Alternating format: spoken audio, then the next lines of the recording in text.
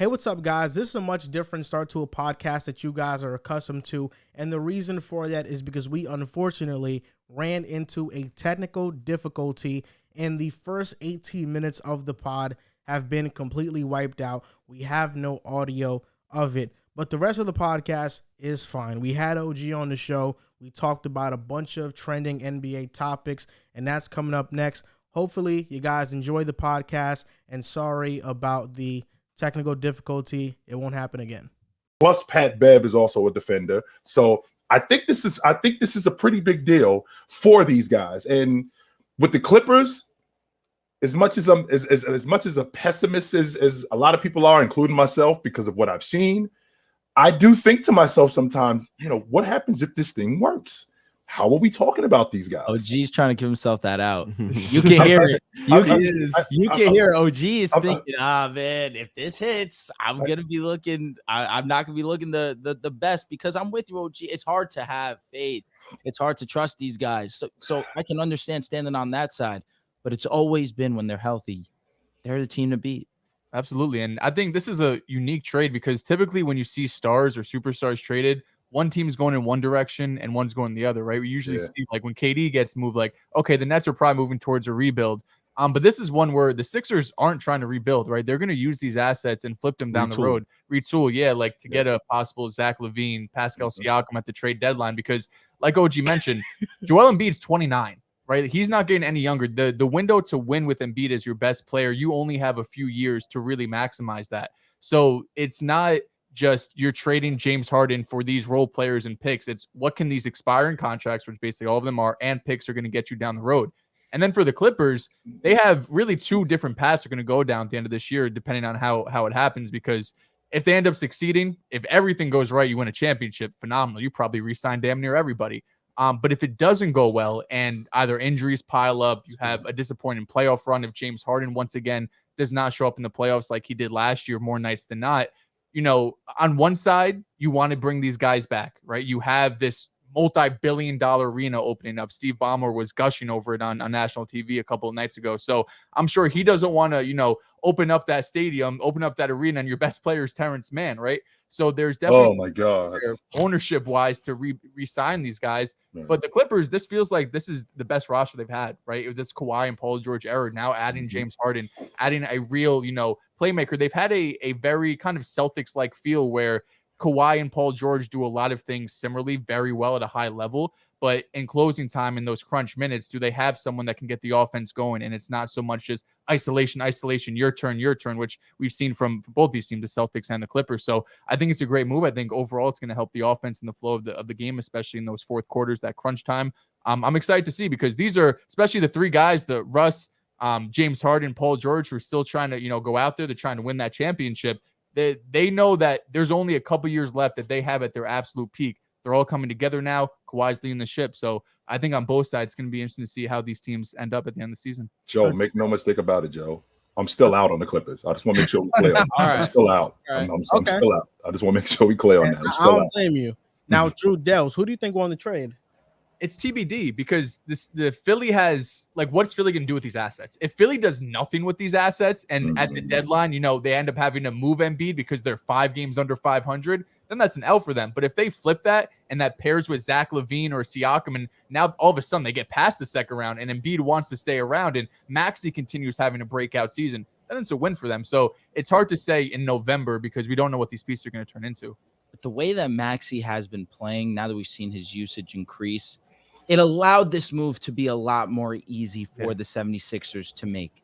We've also seen Joel Embiid progress as a playmaker as well this season. His ability to pass out, we're seeing his assist totals go up. But on top of it, you just watching the games, it seems as if he's having it's coming a lot more easy to him passing out of those situations, and the offense has become more free-flowing. So if that's going to be the case and Joel's going to progress the way that he has from one season to the next, where he was just an MVP, the one part of his game that he needed to refine was passing. It looks as if early on in the season, of course, that he's done so. And Maxey, just the offensive output that he's been putting forth. We're talking about the Eastern Conference Player of the Week. That's how great he was. I think that the 76ers, they get rid of that headache. They don't have to worry about the James Harden situation. You still got some assets. Like you mentioned, retooling is the perfect word. because with Maxey and Embiid, this team is still a playoff team. The Clippers got better. You can't ignore that. James Harden put together an all-NBA season last year without the title. And you add that true playmaker to that offense, which is what they needed. Russ has been great, but down the stretch of games, it becomes very difficult for him to be in your closing lineups. You have James Harden there where he can still facilitate and still get Paul George and Kawhi into their spots. Kawhi and Paul George are amazing, but the reason why I kind of lean Philly is because from what history has shown us with the Clippers, there's no true faith that you can have with that team in terms of health. You want to say it, Riff?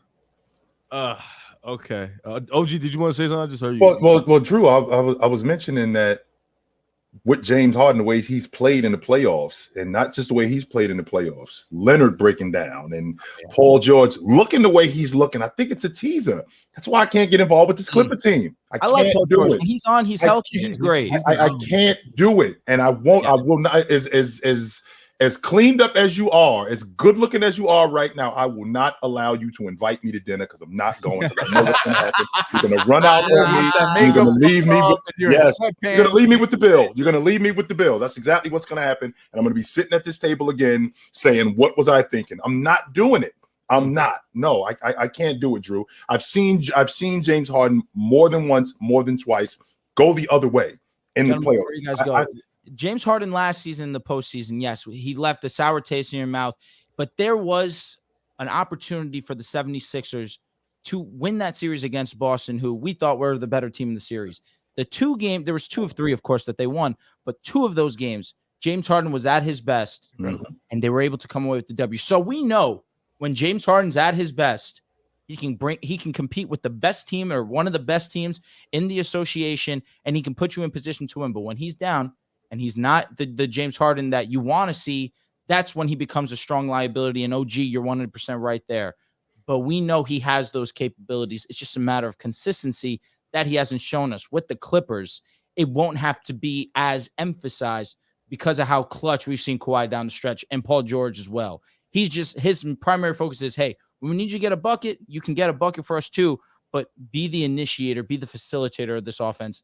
We know he can do that. Drew, have we not just heard James Harden say that I am not a system player? I am the system. Yes, Are you kidding me right now? Is that what I got to listen to? In addition to what I'm seeing him, in addition to seeing what I'm seeing from him in the playoffs, I got to hear him say, I am not a system player. I am the system. Teams like the Lakers, teams like Golden State, Minnesota, Phoenix, they're standing on tables and they're applauding this. Why? Because the implosion is coming.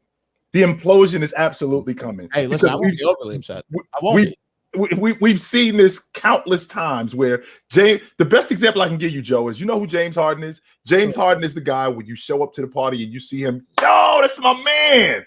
2 hours later, security is like, yo, come get your man, yo. come get your man. And then they pulling you to the side, Joe, and telling you, hey, yo, don't bring him back in here. Don't bring him back here. Damn. Yeah. Honestly, I'm a pretty much stand where I've been standing for the most part. I don't think the Clippers win any trade that they've made over the past couple of years until they win a championship. I agree with that wholeheartedly. That's fair. I think for Paul George and Kawhi to give up what they gave up, because you essentially give up all that for Paul George to also get Kawhi, and then to blow a lead in the bubble, get to the WCF, but Kawhi gets hurt. Then back-to-back years of Kawhi and Paul George going down with injuries. I think obviously that trade is one of the biggest failures in NBA history. And then now you make another trade for James Harden. This deal will not be looked at as a W on the Clippers side until the Clippers win a championship or even make it. Like there's just no thoughts in my mind to change it differently. I think that's how I feel on the Clippers side, as opposed to the fit. From what I've seen from the Clippers in their 5 games, Westbrook's been dynamic. He's been playing defense, playmaking. The energy is high. Paul George has probably been as aggressive I've seen him in the past couple of years to start the season, so I think that's good. Kawhi has been up and down, but Kawhi is still Kawhi. You figure he'll get it going. He had a great game against the Lakers. Bones Highland has been good. Zubac's been good. They haven't had T-Man back. And they pretty much gave up guys they weren't really – like outside of Batum, who they play, Roku just started playing. Martin Jr. is not good, and he wasn't playing. Marcus Morris, they've been trying to move him for a year or two. Yeah. So they really didn't give up nothing to get Harden. And at the same time, like you mentioned, Paul George is on a player option. Kawhi is on a player option. You got this multi-billion-dollar arena being built. You kind of have to win a championship, and this is probably the best move for you right now. I don't think they're better than Denver because I don't think have an answer for the Joker, but I think they're right there with Phoenix. I think they're right there with the Lakers. Like, they are right there with those teams and the teams after Denver. But until you find an answer for the Joker, which Zubac is not that, you're going to have a tough time playing Denver. For Philly's side, I mean, like I mentioned it, they got rid of a headache essentially to their team. I don't see a world where they need to bring in a Zach LaVine or Mikal Bridges. Like, where does that lead you? Like, that doesn't put you next to Milwaukee. That doesn't even put you close to Boston. Like, Tyrese Maxey is a great player, and I love him, and I think he will, have a great breakout year. He will be MIP. He will possibly be an all-star. He's going to be great for this team. But I think bringing in a guy like Zach LaVine, who you have to tie 4 to 5 years of money to, and he's a guy who's injury prone. He's getting up there in age. Not ideal. Bringing a guy in like Mikal Bridges, who's on a team-friendly, beautiful deal, but I don't think that also propels you. I think at this point in time, eventually you have to think about giving up on Joel Embiid, not because he's not a great player, not because he's not an MVP, but because the window is gone. I don't think the window is short. The window is gone for this team. I think they're going to have cap space next year, and the free agents we were looking at were guys like Kawhi, Paul, like the guys of older age, and do you want to? Those are high injury risk players. So I think inevitably Philly has to make the tough decision, and they already started with James Harden. I think inevitably they have to make the move of trading Joel Embiid. But in terms of who won the deal, Philly's solid. They got a lot of cap relief. They have some picks that they can trade if they really want to go get a player. For the Clippers, in my opinion, until you, like I mentioned, and I feel the same way about you. I love the deal. I'm interested to see how the dynamic works. If Russ, Harden do you start PG and Kawhi? Do you bring Russ off the bench? I'm interested to see how Ty Lue can figure this shit out, but I love it. I love it for the basketball scenario. I love it for the entertainment. I would love to see Paul George get a ring, but this team has been banged up back-to-back postseasons. You can't trust them. You can't trust James Harden, so it is a wait and see for me. Is the process over, Red? The process has been over. I can't just give up on the idea of Joel Embiid. Like, let's trade him, sure, but how are we going to get better from trading one of the best players in the NBA? I think you have to start the process over. I think you can. I think what star right now can really put you? Like, I know Milwaukee's struggling, but in a playoff series, I still trust Dame and Giannis versus Joel Embiid and whoever they bring in against Boston. I think Boston clears the Sixers. Like, no matter who they bring in, they don't have a chance of beating Boston. So, like, and what star player is going to keep Joel Embiid in Philly?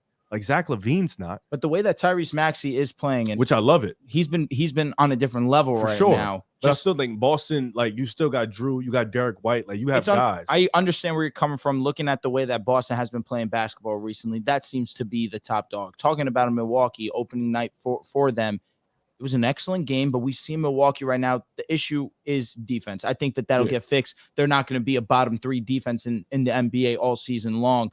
But with the way that they played against them, of course, I don't think that we've seen Philadelphia go up against Milwaukee in the past and that be a mismatch for them. We know that Joel Embiid, where he did struggle night one, he's still going to be able to get his regardless. And we've seen that Giannis, let me not say that he's struggled against Philadelphia, but Philadelphia has done a good job of containing My him. question is, how can you have no faith in Kawhi and PG but have faith in Joel Embiid? That's the thing. That's not true at all of what I said. I believe in Kawhi. I'm saying for Philly, like we don't believe in Kawhi's, like we don't believe in the Clippers to stay healthy. We should have the same disbelief for Joel Embiid being healthy for a playoff series or showing up for a consistent playoff run. But what have the Clippers done? They've stood 10 toes with those two guys. For sure. And they've said, hey, we're going to give you guys this opportunity. We're going to continue to loan damage. They gave up everything for those players. And they've also gone further too, Rev. Don't leave that part out. The Clippers, I mean, they have gone further, even though they've been injured, even though Kawhi Leonard got hurt. I mean, they did get to the Western Conference Championship. With Philadelphia, we're in the same space we were in 4 years ago, and we haven't been able to get past this specific thing for one reason and one reason only. Joel Embiid. The way he plays in the playoffs, his production decreases. Don't get me wrong. He's been banged up. He had a broken face against Toronto. I get that, right? I think he had a torn meniscus last year. I get that also. But with that being said, these are things that you're going to have to deal with Joel Embiid. Now, does that make him not play as well? Of course it does, because he's injured. That's why I can't get in on Philadelphia. I'm out on the Clippers also, but they've also gone a little bit further than Philly. So I would have to, if I had to choose between the two the Clippers are the best looking ugly chick. That's what they are. Because then if you restart this process, we're talking about another 5, maybe 7 years. Maybe not 7 years. The haul you can get for a Joel Embiid is a good That's it. haul. Daryl Morey has said that he's going star You're chasing. immediately changing your I don't think it franchise takes 7 years. 7 years is a long time. to compete with the Celtics, who the Jays are Celtics going to be might not together have the same team for 7 years. But I mean, they 7 will years have is so Jason. crazy. No, 7 years is a long time, of course. But for the Knock next on wood, 4 you or have the 5 Jays, years, yeah. the Jays are Holiday- going to be the But foundation. Drew Holiday is up there in I'm age. not talking about Drew. The What- core Yeah, the of core- a yeah, Jason for sure, Tatum for sure. and a Jaylen Brown. Mhm. That's going to be enough to keep the Boston Celtics near the top of the Eastern Conference. sure. What can the Sixers do if they trade Joel Embiid to stay in that conversation? But the thing is, they haven't just lost to the Jays. They've lost to a Heat team with Jimmy Butler and Bam. They've lost before that to a Toronto team with Kawhi. Like, it's not just the Jays that's in their way. They have lost to other players. Like, Mhm. they've lost to teams that they've been more talented than. Mhm. So I don't if the Jays are gonna be around for a long time for sure. But Drew Holiday's not. Porzingis might not be. Like, do we know Derek White's gonna be a Celtic for life? Like, those are like the Sixers can build a roster that can contend with Philly. The problem is they had a roster like that last year, and your 2 stars weren't consistently showing up. And that's the thing. If those 2 guys, which one is gone, so if Joel Embiid cannot consistently stay healthy for a playoff run, which he hasn't been ever, You're right. then how can you trust him to go into playoff series where, okay, we got him. I'm just throwing a name because that's what they've been talking about. We have Zach LaVine, who is another one who hasn't shown you he can be healthy. And we have Tyrese Maxey. And this is the 3 guys we're going to go with. I don't think that's like, now you're tied up with Zach for money. Mhm. I don't think that's the move. I And think Joe, you're talking about trust right now, and I don't think anybody trusts Joel Embiid in the playoffs. Mhm. But with that being said, the Clippers made the move for James Harden because the way I envision this team, it's a team that's drowning. Their last hope, their last gasp for air is trying to trade for a James Harden and hoping they could win a championship because they invested so much into Kawhi and PG that they need to see a return on investment. 100%. With the Sixers, Joel Embiid is getting a contract, but they didn't trade picks for Joel Embiid. Joel Embiid is a homegrown talent. Therefore, I don't think there's any downside to seeing this through. I don't think there's any downside to having Embiid play under Nick Nurse for an entire season and see what the results can be. Oh, you could trade him at the end of the year. I think Joel Embiid, he's going to be a staple of the Sixers, and I think the Sixers won this trade because you have $40 million in expiring contracts. You have 3 first, 5 first-round pick swaps, and 8 second-round picks to move. I don't think Zach LaVine is the move because I think his injury concerns, his contract, and just the lack of playoff resume we've seen from him is just too much of a question mark. But the Sixers have the ability to try and compete now with Embiid. And if it doesn't work, they can easily pivot out of this competitive stage and then rebuild, whether that's trading Joel Embiid or with the current assets they have on the roster. I think Joel Embiid and Tyrese Maxey is a good foundation. They've done that for 5 years. Can They've I also done it for ask you guys 5 a years, question? but with LaVine, last 2 seasons, he's been relatively healthy. Last season, almost played a full year. No, he 70 has not been. He's been playing. Seven- He's been playing through injuries. He's still been playing well. 70, Yeah, he has his 70 moments, his stretches 77 for games sure. last year, and then the year before that, 67. I just don't think Zach LaVine is the answer. I don't think so. I don't think so. He's a think Zach missing and piece Tyrese for are a redundant. lot I of was going to teams. say, it was. when did he it's a become little- the answer, Joe? That's my question. When did He never Zach became the LaVine answer. become this guy that we're saying that's the difference between us winning the NBA championship and not? No, When I- did that happen? I don't It's wanna- not. I That's don't an want to easy have this player. No, conversation. No, it's definitely I not. like And I LaVine. love Zach.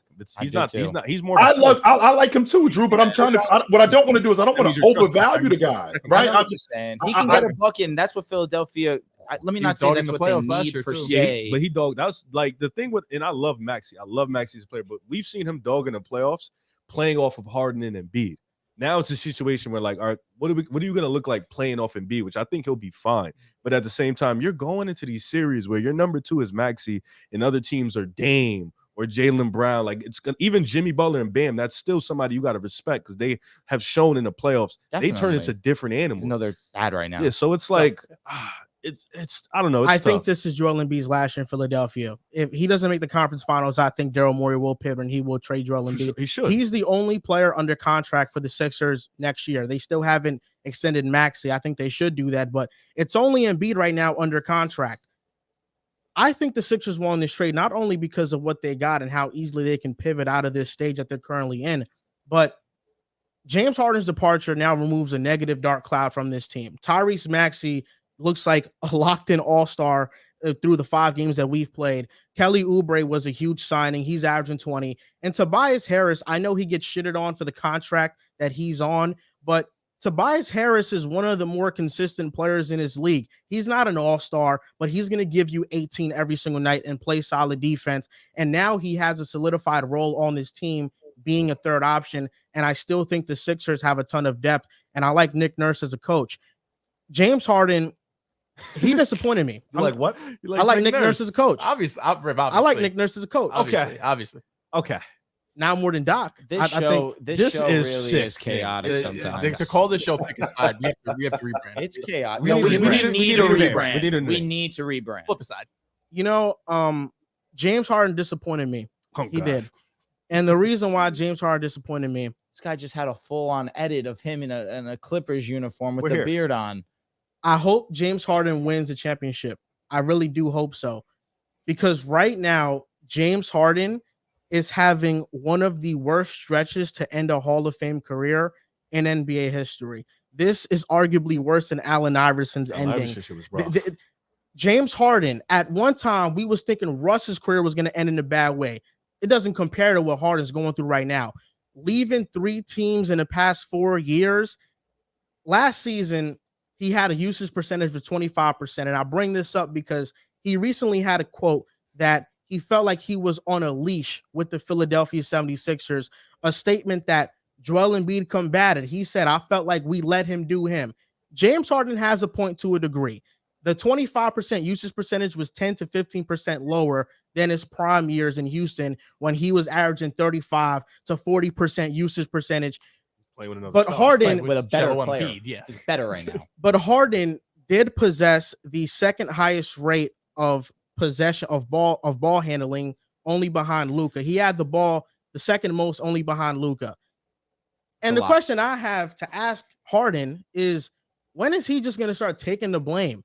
In Houston, it was Dwight Howard, it was Chris Paul, then it was Russell Westbrook in the bubble. With the Nets, it was the coaching, it was the management, it was the health issues. You get somewhat of a pass for that. With the Sixers, he doesn't, Joe. Don't let him off the hook for that. Do not let him off the hook for that health, Joe. Don't do that. He came into camp out of shape, and he's done that. Kevin McHale warned us in 2015. He told us that. About 7 years prior to that, Kevin McHale told us that. He came into camp out of shape, and he was doing that every year after that, and he was playing himself into shape, which would explain why in the playoffs he broke down and why he would underperform. So don't let him off the hook with that, Joe. Don't. Thank you, OG. I appreciate that. With the Nets, like you mentioned everything, OG. And with the Sixers, he wasn't a big fan of Doc Rivers. Doc Rivers is out of there. They bring in Nick Nurse, a coach that has won a championship and should theoretically give Harden a better chance to win one. But now it's not his fault. It's Joel Embiid's fault because Harden showed up for at least 2 games in the playoffs, but in Game 6 and Game 7, he completely disappeared. So I'm asking, when is he going to start taking the blame? If it doesn't work out with the Clippers, is he going to blame it on Kawhi? Is it going to be PG? Is it going to be Russ? Is it going to be Tyronn Lue? It's always on PG. It's going to be everybody else but James Harden. And to have the quote of, I'm not a system player, I am a system. When you get traded to a new team where your usage is going to be behind Kawhi, it's going to be behind Paul George, you are the third option. You are going to have less of a role on the Clippers than you did on the Sixers. He's going to have usage-wise, wouldn't surprise me if he's high up on the team. That's what I'm saying. But he should be the third option. He's going to be the third scoring option. Correct. He's going to handle the ball. They play their offense weird. That's a good point. That's a good point. I hope, like I said, I hope this situation works out for Harden, because if he wins, Paul George, him, and Russ all get their very first championship. No, thank you. But do I think it's going to work out? There's too much things working against him. Harden's playoff woes, his history in the playoffs, Russell Westbrook's lack of spacing. Paul George had that one great run, but before that, in the biggest games, he tends to not perform at the highest level. They are counting on Indiana. He was solid. They are counting on Kawhi Leonard. But he said before that. He said bubbling before that. Paul George in Game 7 versus the Heat. After he broke his leg, he wasn't very good in the playoffs. That's true. No, he wasn't. They are counting on Kawhi Leonard to be the saving grace of this team, and I'm just not sure Kawhi Leonard's knees can carry that type of responsibility anymore. So I just feel like this team is destined to implode, and I think Harden, I don't know what's the next stop for him, and if he doesn't have a next stop, then we're talking about the Sixers winning this trade, because the Sixers, they're not tied to anything. They can go in any single direction, and I think that type of flexibility gives them the edge in this type of trade. And not that it's going to be like the make or break piece for the championship, but getting James Harden, there is some redundancy there with Russell Westbrook. Like now, I mean, we saw it in LA where he was kind of tasked to be more off ball, and we saw how that shit worked out. You know, he got shipped out of town. That's why I don't think they should start together. They should probably stagger, but I mean, yeah, I guess if you're staggering James Harden and Russell Westbrook, but like you said, Russ has been so good to start off the year. Yeah, what do you want to do though, Riv, in terms of staggering? Because I'm telling you right now, if you ask Russ to go back to the bench, you're going to lose him. I'm telling you that right now. If you're a grown ass man and you want to win an NBA championship, I feel like you should want to do whatever you got to do. I don't think Russ, Harden, Kawhi, and PG starting at the same time makes any type of sense. But to be fair, they started Russ and Bones, and it's been fine.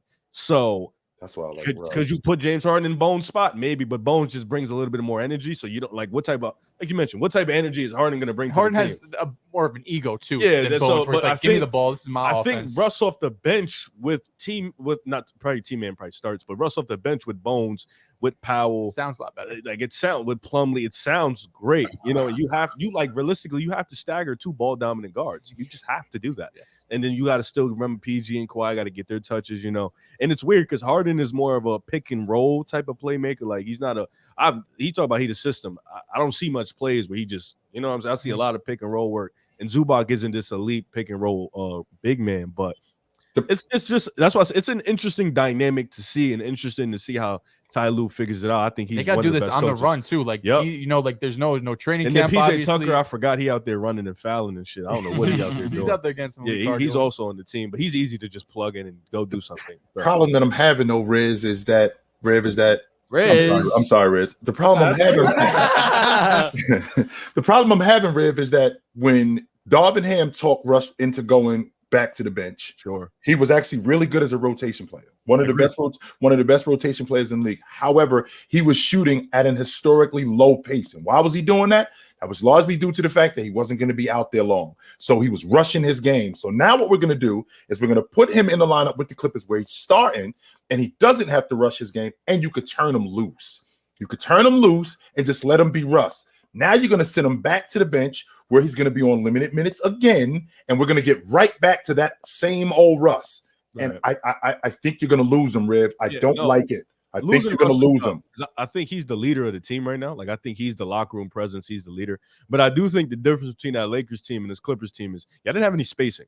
Like, y'all didn't have spacing like the Clippers did. So turning him loose with no spacing is a little different than now you got shooters everywhere. Yo, Russ, go do you. But I agree, like he's been playing, like, you know, it's only been 5 games, but he's just been playing with so much energy and aggressiveness, and he's been great as a starter. You know, it's gonna be tough to just be like, hey, bro, you know, like, or the bench, slide to the bench. Sorry, Harden's here. Yeah. You know, yeah. So I don't know what they're gonna do, but I'm excited to find out. Because really quick, Rev, don't think that Russ not looking at James Harden like I'm better than him. He still thinks that. He thinks he's better than all of them. Yes, he's better than everybody on the team.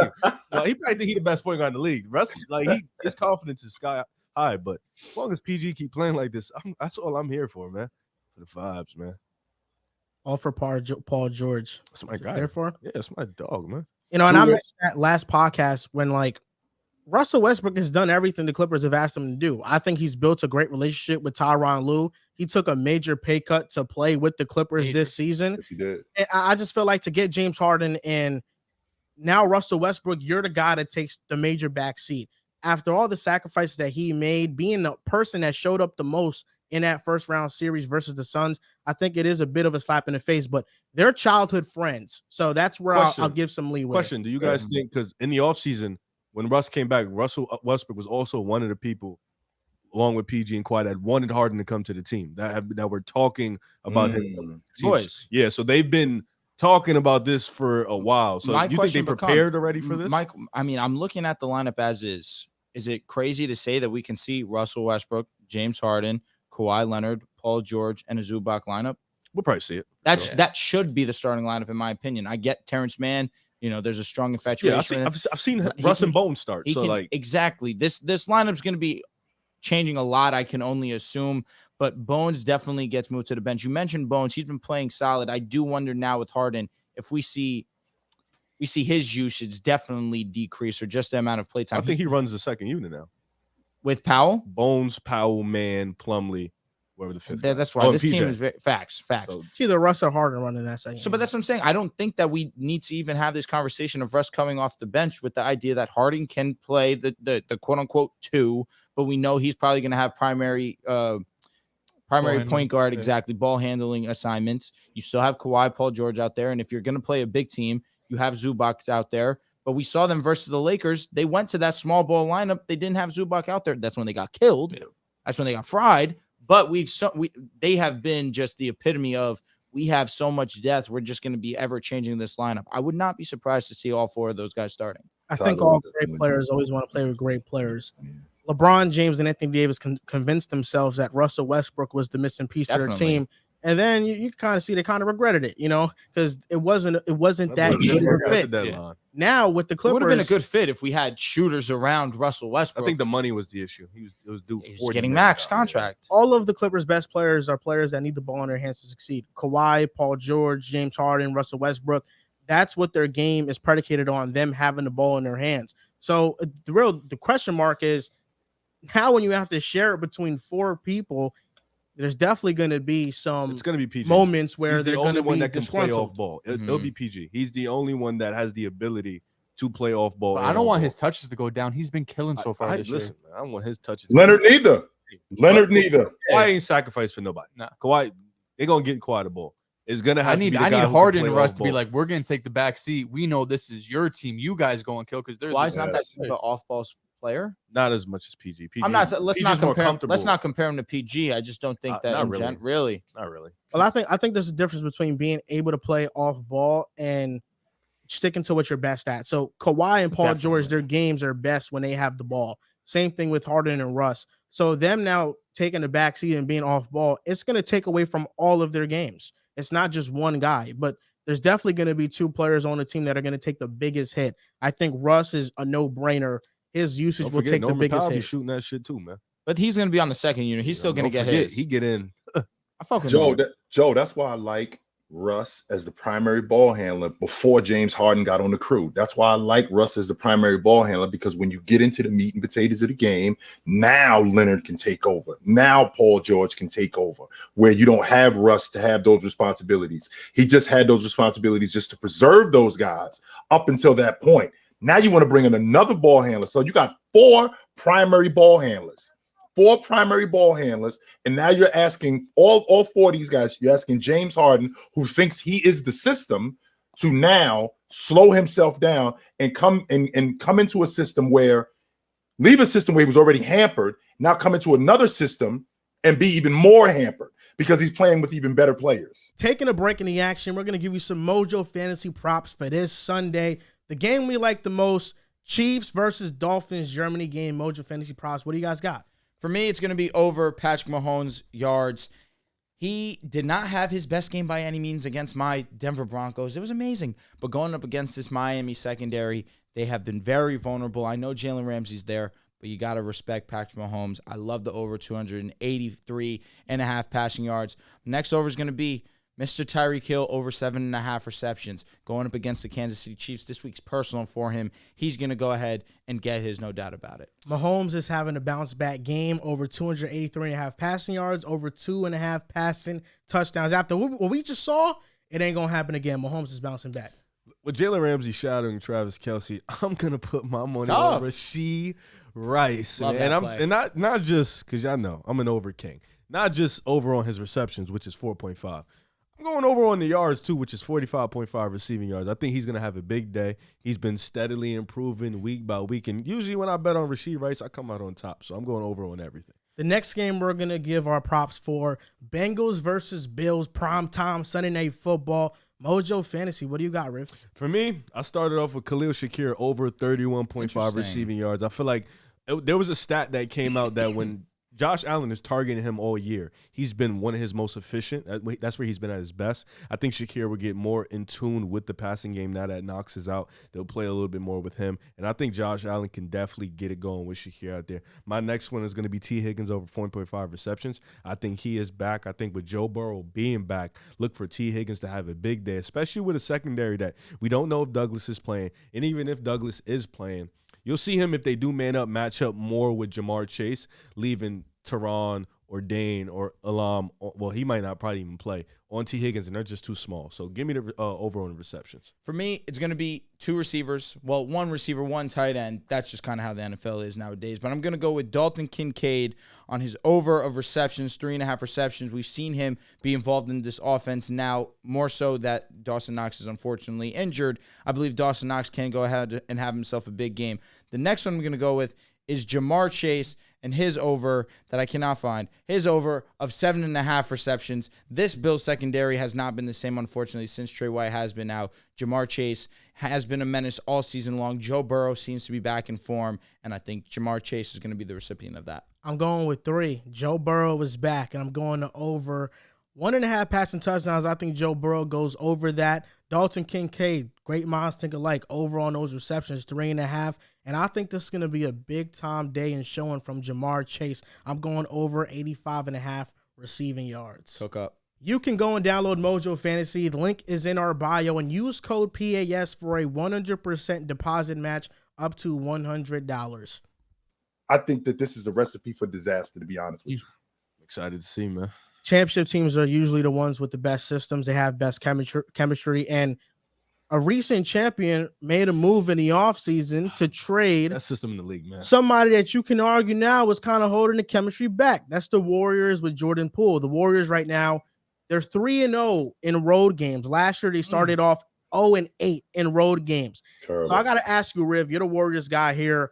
Do you think the improved chemistry, the record on the road, is it kind of signaling that Jordan Poole was kind of the problem with this team last year? No, because when he was on, we won a chip and he was on the team and he was part of the great chemistry. He was part of the vibes and the entertainment. So he got punched in the face. Yeah, which was the next season. Austin Reeves has been playing like shit. You should figure that out. He hasn't. Last game we watched, actually, he was great. What about the games 4? He was one of the main reasons we won. What about the games 4? He was not good, and he still won basketball games. Riv, are you really dismissing that incident? Like that didn't have a lot to do with what was going on with y'all last year. Are you really dismissing that? You cut me off. He just had to mention the. Okay, I'm sorry. I'm sorry. My fault. So, first year, obviously, they get the chip. The vibes were there. You had the combination of veterans, young players. Then obviously the egos got boosted after the NBA championship. And when you're a young player, your ego is going to get boosted automatically. Poole was the wrong guy's ego to get boosted for sure, and he got paid. He got his money. Yep. Then obviously the incident that summer with him and Draymond tilted the team. It tilted the team sideways. Draymond talked about it. It wasn't fun. And when the Warriors don't play fun basketball, they don't play their type of their brand of basketball. And that situation last year, you can definitely put on Poole and Draymond 100%. They were probably the main reasons. But also the team kind of went into that whole, we're going to go starters old, the young players we're going to develop too. And that was also one of the reasons why this team wasn't good. And now shifting on to no, we're going to go back to our brand of basketball. We have the perfect vets. We have the perfect young players, and we have the starters. That's how we're going to maneuver. This is the way we play winning basketball, and they've been like that. And Poole was not going to be a part of that, and it's okay to admit that. You got a chip with him. You made a mistake with him. You send them off. You bring in Chris Paul. Chris Paul has been amazing for this team as a playmaker. He's been pretty much riding the ship. Kuminga and Moody have been amazing off the bench. GP has been amazing off the bench. Sarek has been great off the bench. Sometimes he be losing me, but he's here for sure. And then the starters, to me, still hasn't played Golden State starting 5 basketball. Like Wiggins still hasn't gotten going. Steph's been there. Clay got to figure it out. Dre just got back, so you give him that time to get rusty up. Kevon Looney hasn't really gotten to his form. So once that starting 5 gets into their form, and then the bench continues to play like this is going to be a fun, exciting team. But I think last year you can put it on Poole for sure. Coming in, ego was boosted. You didn't hear none of that from Moses Moody. You heard a little bit of that from Jonathan Kuminga towards the end of the season, but his situation was a little different than Poole. Yeah, he wanted to play. Kerr was allowing him to play. He was playing good. Then he got benched because he made one mistake. So that situation was dicey. But last year, 100%, you can put it on Poole. What do you guys think? I want Chris Paul to get off the long ball line. 1 for 19 in the last 5 games. He'll figure yes, it make out. his 3. But I respect. They got hype when he made that 3 too. Boy, I Get him off the long ball chucking line. him up though. No, 'Cause he's we open, know shoot him. we know Chris Paul's for the majority of his career, he's been a solid 3-point shooter. For him to be this cold has been surprising. Dre versus the Kings the other night, the fact that he started off the game with 2 I knew we were threes. gonna win immediately when he hit 2 threes. When Draymond hits threes, there is no more momentum I think we're shifter like than that. 250 and 2. I believe it. I 2 believe plus it. 3. Just the energy that the building just gets hit with when he knocks down those 3 balls. But looking at the Golden State Warriors right now, what's impressed me the most and what's never really changed with Golden State is the ball movement. Now with Jordan Poole, he's mostly the kind of guy that gets his in an isolation situation, really. But now, who are the isolation scorers with the Golden State Warriors, right? I guess we could say a Steph Curry, but really we know how he is just a constant marathon on a basketball court. He's moving around constantly. What has been very great to see is how great of a connecting offense this is. The ball is constantly moving, trying to get the ball into the open guy's hands. We're looking at this defense, which was a concern of ours coming in. Right now with defensive rating, they're a top 5 team in the association. And of course, that goes hand in hand with how much Draymond Green impacts the game. They've been limiting turnovers. That's also been a key point of theirs, where last season they turned over the ball a ton. We're seeing now this season they're being a little bit more careful with the ball in their hands. I think Chris Paul will find his, but of course, what he provides to you as a playmaker himself and as a connector has been great. Moody in his role has been awesome. We haven't seen Wiggins get into form yet. He's been kind of the missing piece. Saw him kind of spark a little bit versus the Kings. That was definitely his bigger game of the season. But it's always going to come down to, with the Golden State Warriors, the health of Steph Curry, the health of Klay Thompson, and the health of Draymond Green. So long as these 3 guys are on the court, we know that this is a playoff team and one of the better teams in the game. And right now, like Riv said, the perfect word for Golden State Warriors is fun. They're having fun right now. Absolutely. Love to see it. Last year in the playoffs, per 100 possessions, you were outscored by 14 points when Curry sat. This year, you're outscoring teams by over 26 when Curry sits. Now, those numbers probably won't stay the entire season. They're going to drop. Curry's just too good to, have those type of numbers, but it just shows how much, Chris Paul has improved this team. And that's what I want to focus on more than Jordan Poole, because listen, Jordan Poole got you that chip, right? If you're a Warriors fan, Riv, you're a Wizards fan now because of Jordan Poole, what he did in that run. Good, but we have a win. Yeah, because last year they're playing the most meaningless basketball. Ugly, right? very They're the ugly. worst team in the league, Riz. Yeah. They're the worst. They're going to be the worst team in Alley-oop the off the league. glass 100%. now 20 is mental illness. That's that Ruby Rose is there. That's 100%. 100%. You don't have nothing to win. You just hit That's some highlights. Yeah, but I like You're the cool Warriors with look that? good, huh? You're cool with that. I have multiple teams to focus on. Yeah, the Wizards. You should need be- help. Are the Wizards need still on help. your list? Yeah, I watch them here Okay. and there. Oh, I forgot, Joe. My fault, Joe. I forgot Riv is a front runner. I keep forgetting that, and I get reminded every time I come back that he's a front watching runner. Wizards games around the second. I'm good. I'm straight. My fault. That's I usually forgot. when it gets ugly. But I think it's big that Chris Paul really, throughout the years of Steph Curry, it's been when he sits, who's going to be able to step up and run this offense, and that's what Chris Paul has been able to do. Right? I think we've all had jokes, me included, just kind of how old this Warriors No, he team still is. looks old as shit. No, he does. He does. Like, if you tried go to back, score, it's but dumb when you funny. go back, you said it too. Because when you go back to this Warriors dynasty, it's been vets. Like, it's been old guys. I know you want Kuminga to break out, you want Moody to break out, and you'll probably need at least one of them if you really want to go on a championship run. But it's always been vets that's been behind this dynasty. It's been, obviously Chris Paul is 38, 39, but whether it was David West or Sean Livingston, like they had key Andre contributors. Iguodala, Iguodala, of course, finals Andrew Bogut, MVP. can't forget him. Amen. But it was always these veterans that stepped up. So when Chris Paul got there, he definitely left a bit of a sour taste in your mouth from last season. So when he gets there, and it's like, how is this going to look with Steph Curry? He's on a new team now. And there was definitely some question marks around it. But what he's able to do when Curry is off the court, and there's some minutes where he staggers with Curry, but most importantly, when Curry is off the court, this team can play. It can play basketball. It can play offense, and doesn't look like just a clusterfuck. My only issue was Kerr trying to start him. That was my only problem. That was where summer. Draymond was out. So it's like, let's start. But even the second, like, it was like, yo, bro, like he was thinking about it before even Dre was out. He was like, before Dre got hurt, he was thinking about it, like, It's Chris Paul, bro. That's why like, you think bro, about it. You can't think, like, you got to know. It just doesn't work. It's not going to work. They're too small. Uh-huh. And we even seen that against the Suns. We tried, and we were too small. Mhm. Okogie was on the boards. Watanabe was on the board. Easy. Like, we're just too, like, when you have Steph and Chris, they're not going to rebound. I'm never going to ask them to rebound.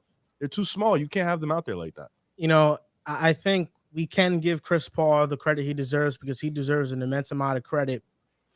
But I do think it's not a coincidence that Jordan Poole leaves this team.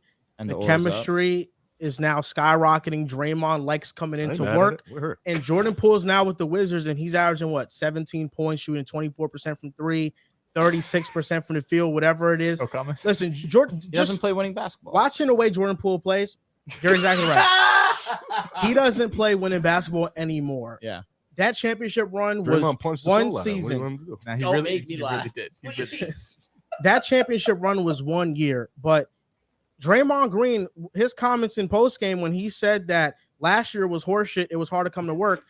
Listen, it's true, because if you have a problem with somebody on a team and you have to see them every single day, that's going to take away from how the team plays.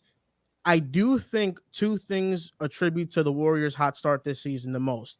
Jordan Poole being off the team, because now Draymond gets to be himself because he's not constantly having some negative energy towards a teammate, and adding Chris Paul as a leader to this team. Chris Paul is one of the best leaders in NBA history. And I'm looking at the Warriors' best two lineups, 20 possessions minimum, 65 possessions. The Warriors' best lineup is plus 9.1 with Curry, CP3, Clay, Wiggins, and Kevon Looney. With 20 possessions, this lineup is plus 85. It's Chris Paul, Gary Payne II, Klay Thompson, Kuminga, and Dario Saric. That's a defense lineup. I know you're not a big fan of Chris Paul starting, but the truth of the matter is that I think he's going to close games for the Warriors. And fine. Whether it's starting or closing games, I think Chris Paul, even though he's 6 foot, he rebounds the ball. He's averaging close to 5 rebounds per game right now. He's somebody that's always going to hustle for boards. He doesn't have the size, but I think if you have Wiggins and Draymond out there, it should negate the problem to the point where you're not getting thrashed on the glass as much. But the Warriors, it's adding Chris Paul, his leadership, what he brings to a team, and then it's the loss of Jordan Poole. I think Jordan Poole, quite clearly, from the Wizards stint we're seeing right now, he just does not play winning basketball. He's a selfish basketball player. I don't mind the lineup in spurts. Like some teams you can do it, but those Chris Paul 5 rebounds is very skewed. It's not down there in the grunt work. It's not like that's Chris Paul's just going to read the bounds. Even Wiggins, he's not rebounding the ball well right now. So it's like until he you made a great point. If Wiggs is rebounding the ball, for sure, but until he can do that or he's back to that ability, you want that lineup in spurts, especially if you're playing like say for example, we're playing like a team like Denver. You don't want that small ass lineup out there. Like it's all matchup dependent. We haven't played no humongous like the Kings. They kind of play our style. They don't play too big. Y'all do not match up well with any team that has a big. That's one of the main reasons why y'all don't play as fast. And they that's don't match up well with us either. You're saying Denver? Denver doesn't match up well with us. In what way? Denver doesn't match up well with you guys. Sure they do. Sure they do. They have great switchability. Not when they get Joker out there. But you have Kevon Looney out there, correct? Yeah. Okay, so there you go. That's why I said we don't match up with them. But what are you gonna do? But even if you go small though, Riv, and you got Joker on the floor, even if you go small and you got Joker on the floor, I mean, Joker doesn't have to. I mean, who is he going to be covering? Draymond? Yeah. If he's going to cover Draymond, does that mean he's got to cover him at the long ball line? Because Draymond's going to have to score. He's going to not only, and he's going to stay in drop coverage, and he's going to contest shots. Whatever Draymond shoots, he's going to contest shots. Denver? No, fuck. I never said we would. But that's what I'm saying. They have the better offensive. I just think no, for sure they're a better team than us. Yes. I'm saying the way they will have to play us is either Joker's going to have to drop or switch or hedge, which is leaving Draymond open. He's one of the smartest pick and roll passers in the league. And then if you drop, you're leaving Steph or Clay open for jumpers. And if you switch, Steph is going to destroy the Joker. So it's like, but they're better. Well, hedging probably sounds like the right idea. You allow anyone to beat you. That's okay. Okay, yeah, it works. I'm saying it's the lesser of three evils. Sure. That's what I'm saying. Like, they don't match up, but they're better than us, so they'll beat us anyway. The Curry and Dre pick and roll is one of the best pick and rolls in the league. No doubt about it. But I'm saying, do you take your chance with Steph Curry, the best shooter of all time, one of the most efficient players that we're ever going to see, or you take the chance with Dre getting the ball and him making shit pop? I would most definitely rather the ball in Dre's hands, even though as great as he is in his own right. He's still going to make something good happen, though. Probably, but again, Aaron Gordon, we've seen how great of a defensive player that he's been. KCP, we just Aaron had Gordon won't guard Steph. I'm not saying that. I'm saying these extra defenders you're saying Sure, that are going to be making these skip passes. There's still smart enough defenders on this team to still play great defense against a Golden State Warriors team. OG, what do you think about the Warriors' improved chemistry? There isn't a price tag that you can put on peace of mind, man. And coming to work, not having to worry about certain things, and the exuberance of guys, and just being happy to be there, that just exudes through everybody. And when you see that, you just see a different dynamic from the crew. You see guys cutting harder. You see guys playing harder. You see guys moving the basketball a little bit more. All of these things matter when the chemistry is there, when guys want to be around other guys, as opposed to coming into work with that kind of dynamic. When you have two guys, there's a difference, Rev, between having an issue with a guy and then actually having a problem with the guy. Now, you've had fist fights or scuffles and things like that. For that to get out like it did, that threw a monkey wrench in everything that they were doing, because it's very difficult to come to work now every day knowing that that's out there and I got to see you. And everybody who's already seen that, they know how I feel about it, right? And from family, that, yo, what are you going to do about this? What are the Warriors going to do about this? What it also did was it sped up the Warriors paying him, because if that doesn't happen, they could still, draw out this whole contract issue. But the fact that they don't have him on the crew now, and again, what I don't want to do is, I don't want to say that Jordan Poole was the problem. I think that dynamic was the problem. Right. Now that dynamic is gone, I think that they can play a little bit freer. I think they can play faster. I'd like to see Chris Paul speed the game up a little bit more.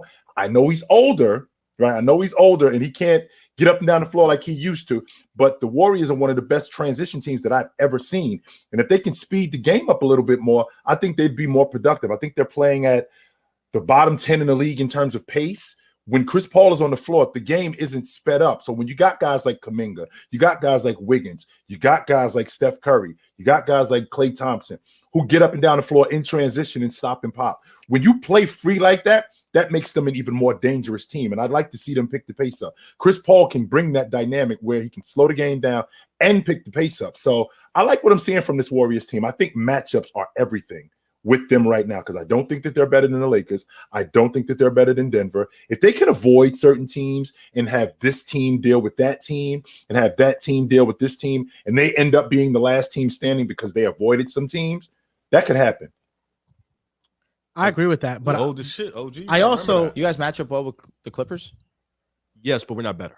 I agree.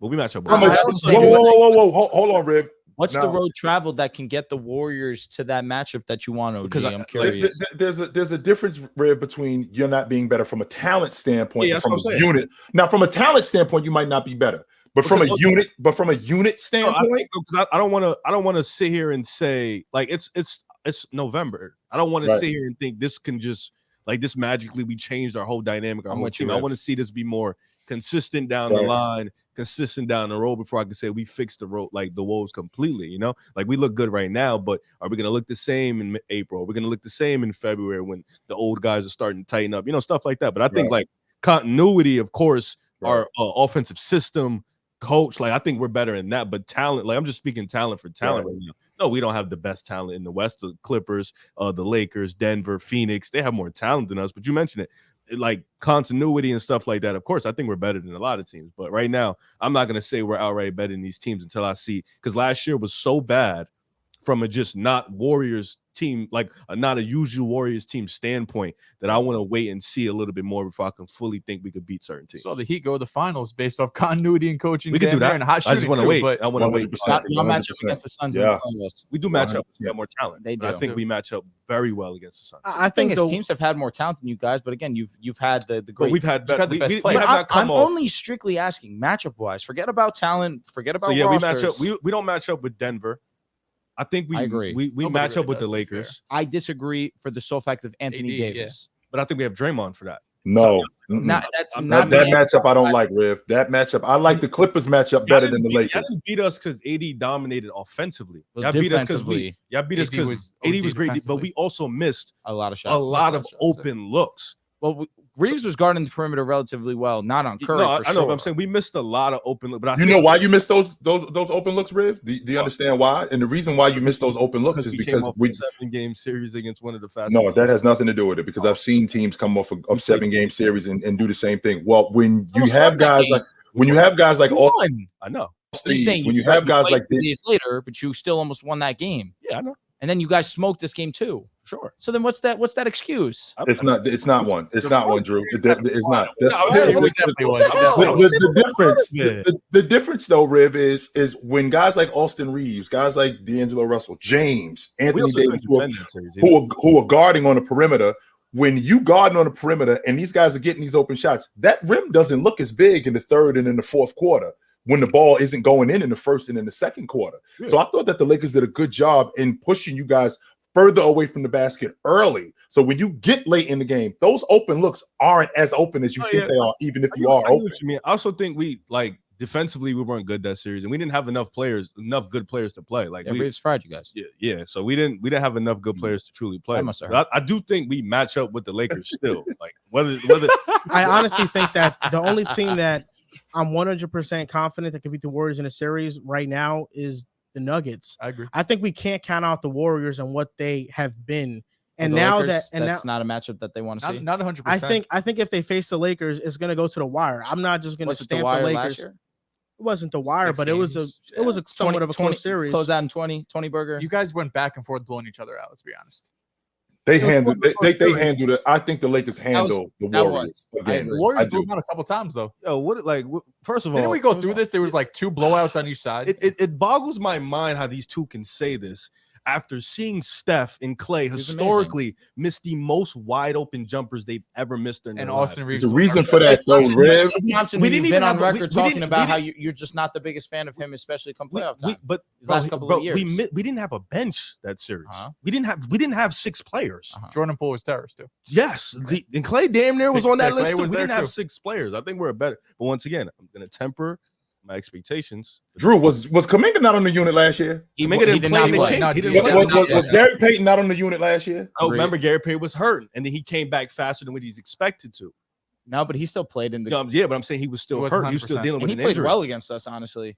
He played all right. Well, for what you're asking, we started Jermichael Green for a playoff series. Well, that's because Anthony Davis had Steve Kerr's mind in hell. Yeah, we didn't have because Draymond Green trying to cover him on the block. Because you couldn't do shit for AD. That's my whole point. It's not, and he's better this year. Offensively, he wasn't that great. Some games, but defensively, you had no answer for him. No, for sure. But then what about the times we blew you guys out?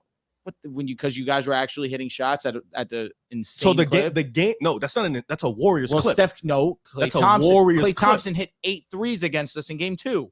Is that not 8 threes is kind of insane, to be fair.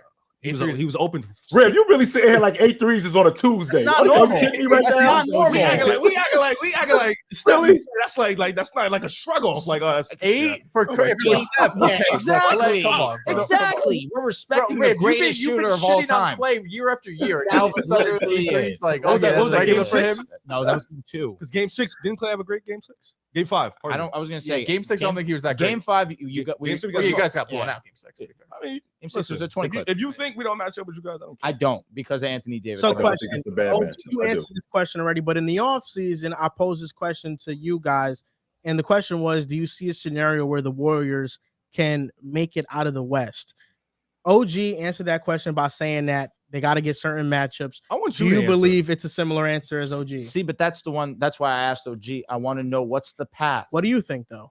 What do you think? It's tough. I think that I'm sorry. Go ahead, OG. Go ahead. Give me more time. I think the Lakers are a bad matchup for the Golden State Warriors. I think the Denver Nuggets are a bad matchup for the Golden State Warriors. The same issue that I have with the Clippers is the same issue that I have with Golden State. The same way Kawhi Leonard could break down, the same way that James Harden can implode, Chris Paul can break down. And he's an integral part of what you guys are doing. It's not like you could just take him off the unit. It's not like you could just take him off the unit and you guys are going to continue to roll. So with the exception of when you're dealing with Denver, when you're dealing with Lakers, big teams like that, when you're dealing with teams like that, I think that the matchups like that are going to be a problem for you guys. Teams like Phoenix, I think that you can play with them in terms of pace. I agree with that. Because what they'll do is they'll try to speed the game up. You can slow the game down, then speed the game up with them. And I don't think that it's a problem in terms of firepower because I think you have something similar. So I don't hate that matchup with Phoenix. I don't like the matchup with Denver and the Lakers. If Chris Paul is able to play, like the first 2 games when he was starting, he was playing starter minutes like 33, 34. But if he's able to stick as a 6-man and play more, maybe 20 to 25 minutes, save his body, it gives us a different look. Like we only had last year's players, we only had 1 look every time coming there's out. Still no scenario that the Warriors can come out the West. I don't know. That's difficult. I can see a path where they get to the Western Conference Finals. You're talking about, hey, let's see Denver and Los Angeles play in the second round of the playoffs. They have to play against a Suns or a Clippers team. I respect that system enough, and especially with the fact of the Suns really don't have, or the Clippers have that strong, dominant presence on the offensive side of the game. I think that that's the path that they can get to the WCF, but to the finals, I really struggle with that. So if they face the Lakers and Nuggets, they're not making it. To me, no. I'm with you. The Nuggets and Lakers still feel like they're better run teams. But the Warriors, like we've been saying, that you have to give them respect. And Steph Curry in any series can be the best player. And if you have the best player, you're gonna have a shot. No doubt. The Warriors are trying to get back to the finals. Last time they was there, they faced the Boston Celtics. Wait. We're not gonna move on without getting your answer. Because we're not. Because I remember when we were sitting here, you thought I was gonna let that shit slide. That's why I kept saying. That's why I kept saying. What do you think? Because you sat here and you looked me in my face and you said, they don't have a shot to beat Phoenix. That's what you said. You looked me in my face. They you did. And you doubled down. You said, I'll put whatever that they don't beat Phoenix. Put a ban on it. Yeah, so I'm asking you now, 5 games in, because you've been overreacting about the Grizzlies. You've been running your mouth about Dallas. So I ask you right now, because your Suns team, first of all, they can't stay healthy. You realize there's not a topic about the Suns in here? You realize that? Isn't that interesting? But your Suns team hasn't stayed healthy. Booker came back and they was getting their ass whipped by 20. They did come back modestly. Victor destroyed them. Yeah. So I ask you, is there a chance? Like, what's the teams you thinking of? Because you were very adamant that day. So I want to know, is that energy still the same? He's been very loud on the Mavericks, very quiet on the Phoenix Suns. You know, Luka Magic. The Suns' issues right now, I think, is a couple of things. One is that Bradley Beal's not playing. Number 2 is that I think Kevin Durant's being way too passive. I don't think KD's playing like KD. You look at his points per game, he's still top 10 in points per game. I'm watching the games. I'm not seeing KD assert himself. I'm seeing Devin Booker assert himself and leading the way for this Suns team. The fact that the Suns lost a nationally televised game to the Spurs when they were up that much, that's a moment where I'm looking at KD. That's not supposed to happen, especially the way the game ended. I don't care if he was fouled. He let that game end in that way. You did not box out Wemby. Wemby got the putback dunk, and KD's looking around trying to blame other people. The biggest issue with the Suns is going to be getting a point guard that can actually run the offense. I've been a major advocate of this team going out and getting a player like TJ McConnell, somebody that could just do the dirty work, play defense, play make, and hit shots. Jordan Goodwin's played well for them. He hasn't played. Where you want to talk about Goodwin, let's talk about Keita Bates-Diop against the Spurs last night. Keita Bates-Diop finally played, and he played well. He balled 5 games in. Yuta Watanabe missed some crucial threes. Give credit where credit's due. He did wide open, Joe. Wide open. They were. Yeah. Yuta Watanabe missed some crucial threes, but I think the Suns right now is KD just got to play better. I know we're looking at the role players. I think the role players are playing for the most part fine. It's really KD playing at that level that he needs to play at to will this team to victory because he's that type of player. If they match up versus the Warriors and the Suns are fully healthy, they got D Book, KD, and Bradley Beal. They should beat them. So you still standing on that? Yes, they should beat them. Okay. If they're fully healthy, they should beat them. I love to hear. I just want to make sure. But what's your answer about the Warriors? Can they make it out the West? I think what OG said was facts. It is very matchup dependent. I am buying. That's why it's hard. The Lakers, the Nuggets, the Suns. If they can't beat these 3 teams, or you favor those other 3 teams, the answer is no. Correct? I am buying into the Warriors team though this year. Because I think the bench is much improved, but OG brought up a good point about Chris Paul's health. Yeah. He does always break down in the playoffs. So if you don't have him in one of those series, that might cost you. And the cold shooting with Klay, because Klay Thompson in the playoffs these last couple of years is very up and down. So that could cost them. I think there are definitely teams that are better than them in the West. I think. And they don't want to see the Timberwolves either. I was just getting ready to say it, Joe. I wasn't going to say nothing. I'm not out on Minnesota. I'm not out on Minnesota. Thinking about Minnesota, OG. First ranked defense in the NBA right now. I'm not out on them. I'm not. OG. Gobert would dominate Jaden that McDaniel's series, baby. Be Jaylen Brown? Wait, Gobert would dominate. Gobert would dominate the boards in that series. Just like Sabonis was supposed to Jaden dominate Looney, McDaniels right? will Jaden McDaniels will lock up. Yeah, You know, Jaden Sabonis McDaniels. did dominate the boards. I know. I said it's supposed to dominate Looney. Well, that's true. That's He's true. still going to be Jaylen Brown offensively. Jaden McDaniels just locked up Jamal Murray. But are you No, gonna he's answer his a question? great defender. An unbelievable I defender. never said McDaniels is going to average 20. As long as Cat is there, You said he was going to be Tatum and Jaylen Brown.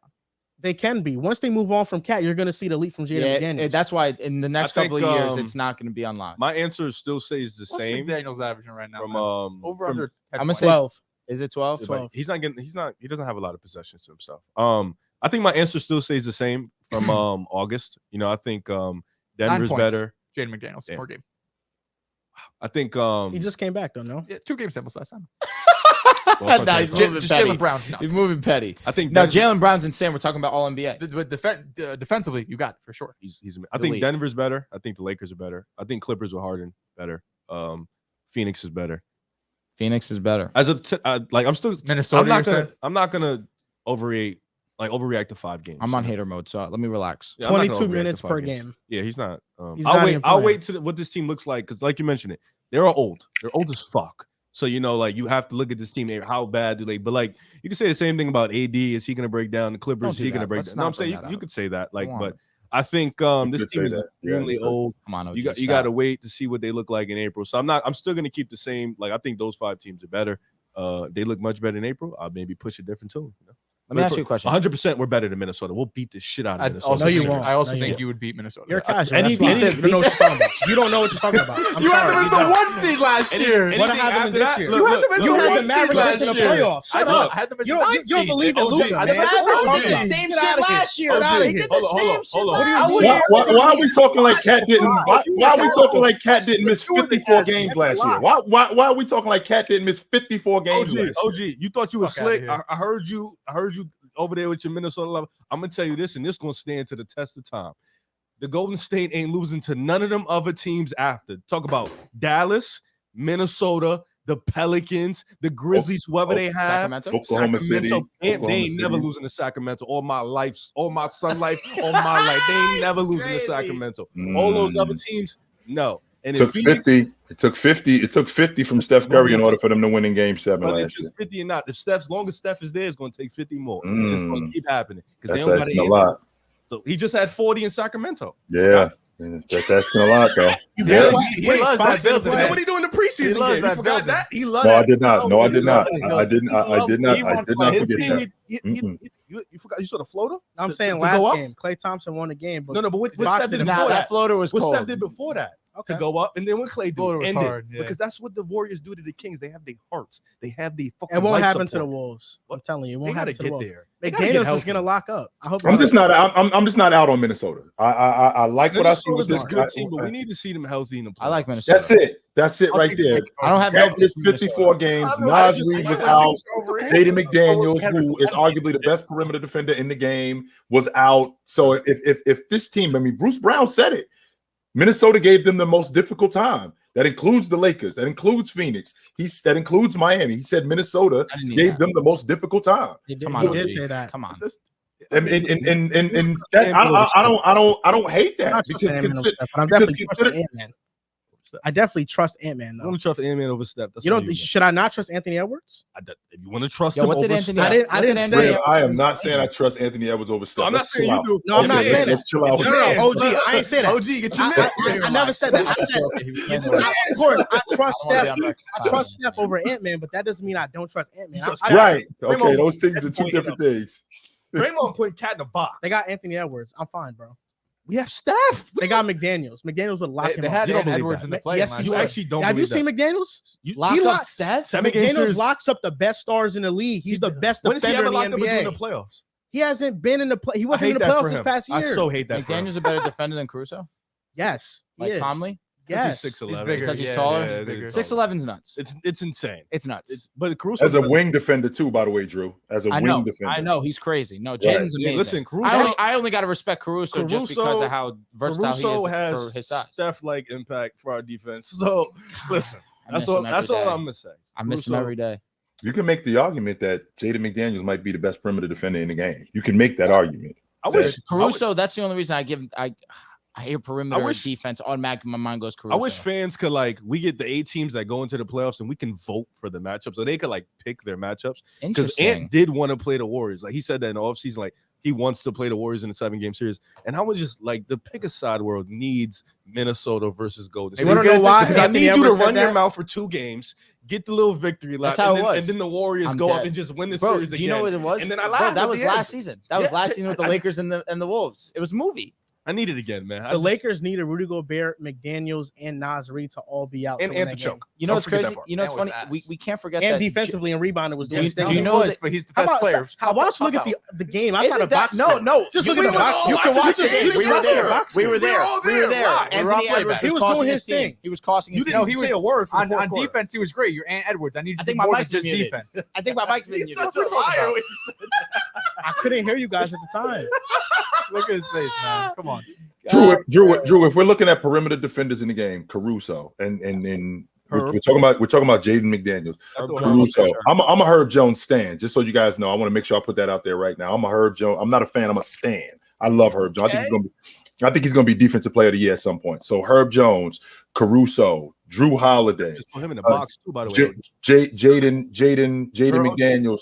Say that one more time. Steph just put Herb in the box too the other day. Did you see that? He put Herb in the box. Oh, the same Herb who put Shea in the box the other day. You got me. A couple of days ago. I just want to make sure that we're being consistent with it. You're gonna get.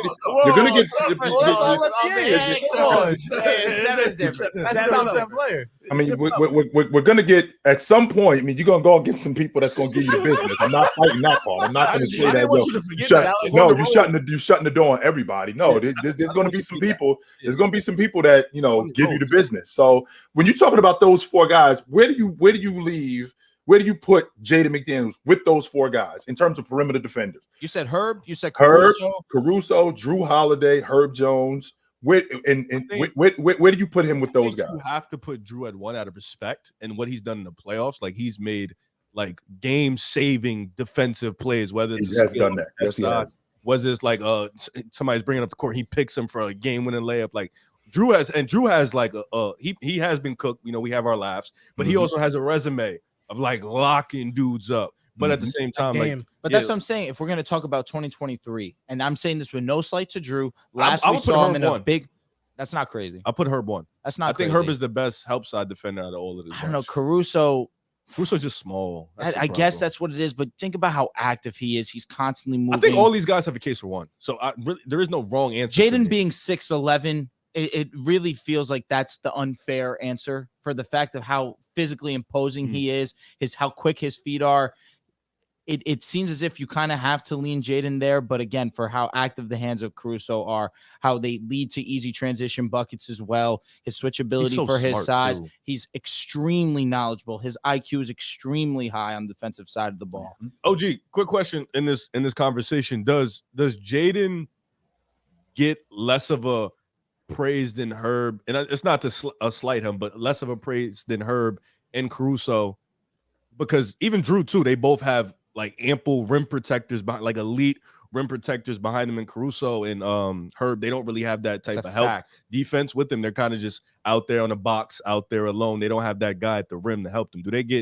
Does that come into this conversation at all? You're just talking about straight talent. I think it matters when you got a guy behind you as a rim protector, because now I'm more aggressive on the perimeter because I know that the guy behind me is going to clean up my mistakes. So with a guy like Jaden McDaniels, he's more apt to take chances on the perimeter and be more aggressive as a defender at 6'9", 6'10", where he's covering guys, getting in the passing lane a little bit more, being a little more handsy. A guy like Herb Jones, who does have Valanciunas behind him, but he isn't the rim protector that Rudy is, right? I don't think he's the rim protector. I don't think he's that kind of rim protector. So he's isn't the rim protector that Jared Allen or Evan Mobley is, right? Or Brook Lopez. He's not that kind of rim protector. And with that being said, he gets himself in spaces where he's able to recover. Still, I don't want to diminish the fact that because I got a guy behind me that's a rim protector, that hampers my defense or letting me off the hook. Because what that does is I think that enhances my defense more than anything. I've always felt like guys like Steph Curry, Donovan Mitchell. These guys should be better defenders than what they are. And that doesn't mean that Steph Curry has to be an all-world defender. But when I'm playing with the defensive player of the year. I should be a better defensive player than I am. Donovan Mitchell playing with the rim protector like Rudy Gobert. He should have been a better defensive player than what he is. So a guy like Herb Jones, if he got a guy like Brook Lopez behind him, I can't imagine what kind of defensive player he would be on the wing. He'd be better, but I think you're right. You can't discount what these guys are doing because arguably the best defender in the 2000s was Bruce Bowen. He had Tim Duncan behind him. That did not take away from Bruce Bowen's greatness on defense. So I think even though you have a great rim protector, you still got to guard the person in front of you. And I think Jaden McDaniels does it as good as anybody. Mm-hmm. We just seen him shut down Jamal Murray. People don't realize this, but Bruce Brown went on a podcast and said the Timberwolves gave us the best matchup in the playoffs. And they didn't have McDaniels in that series. McDaniels would have been the primary assignment on Jamal Murray had he played. Why didn't they have McDaniels in that series? He broke his hand. Yeah, he broke his hand, hitting the wall. Broke his hand, hitting the wall. Kind of just. I was just going to say, temper tantrum just goes and punches the fire. Got to mature, man. Yeah, that's something you got to keep in mind. Sure. They would have beat Denver with him. Listen, that's the one thing. I'm asking him. What you say? Do you remember Game 5? That Game 5 went into overtime. It wasn't like they smoked them. All of those games that they beat them were dog fights. Yeah. Outside of Game 1, yes. Facts. Outside of Game 1, all 4 of those 5 games were dog fights. I won't bring up the Lakers series. I'm over it. I'm done. Oh, absolutely. And anybody, and I'm on record, Drew, saying that when you get swept, you aren't close. You can't. With that being said. This Laker team, they lost by a total in those 4 games. I think they lost by 24 points total. That last game skewed it. We lost by – we kind of just blew it at the very end of the game. Yes. Oh, no, I'm thinking all those games were dog fights. Yeah, Game 3. You lost Game 4, you lost by a bucket. Yeah, exactly. Game 3 I'm talking about. Yeah, Game 4, you lost by a bucket. Similarly, the Nets versus the Celtics first-round series in 2022. That was – crazy. Not my goal. I got one against Brooklyn that one. Yeah, we got one. Yeah, man, tough. On to the next topic. We're gonna talk about the Boston Celtics because right now they're 4-0. They just had a 51-point win against the Indiana Pacers with no Tyrese Halliburton. I'm sure if Tyrese is there, it's at least a 20-point blowout. At least 20. But listen, Celtics right now first in offensive rating.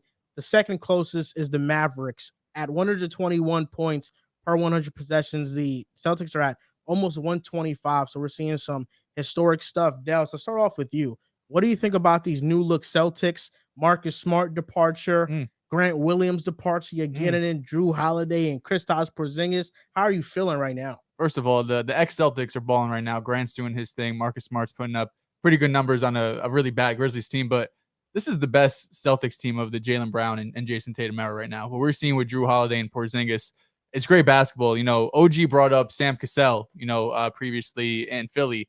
He's on the coaching staff now in Boston. And what he's done to Jason Tatum, Tatum right now is posting up at 3 times the rate that he was last year.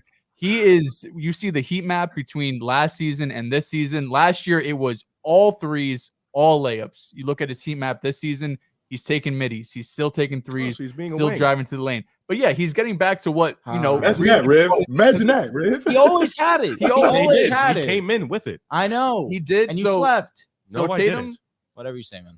Tatum. Hold on. Sorry. He's a liar. What? I'm not a liar. I'm not a liar. He said I slept. You said his mid-range game was not good.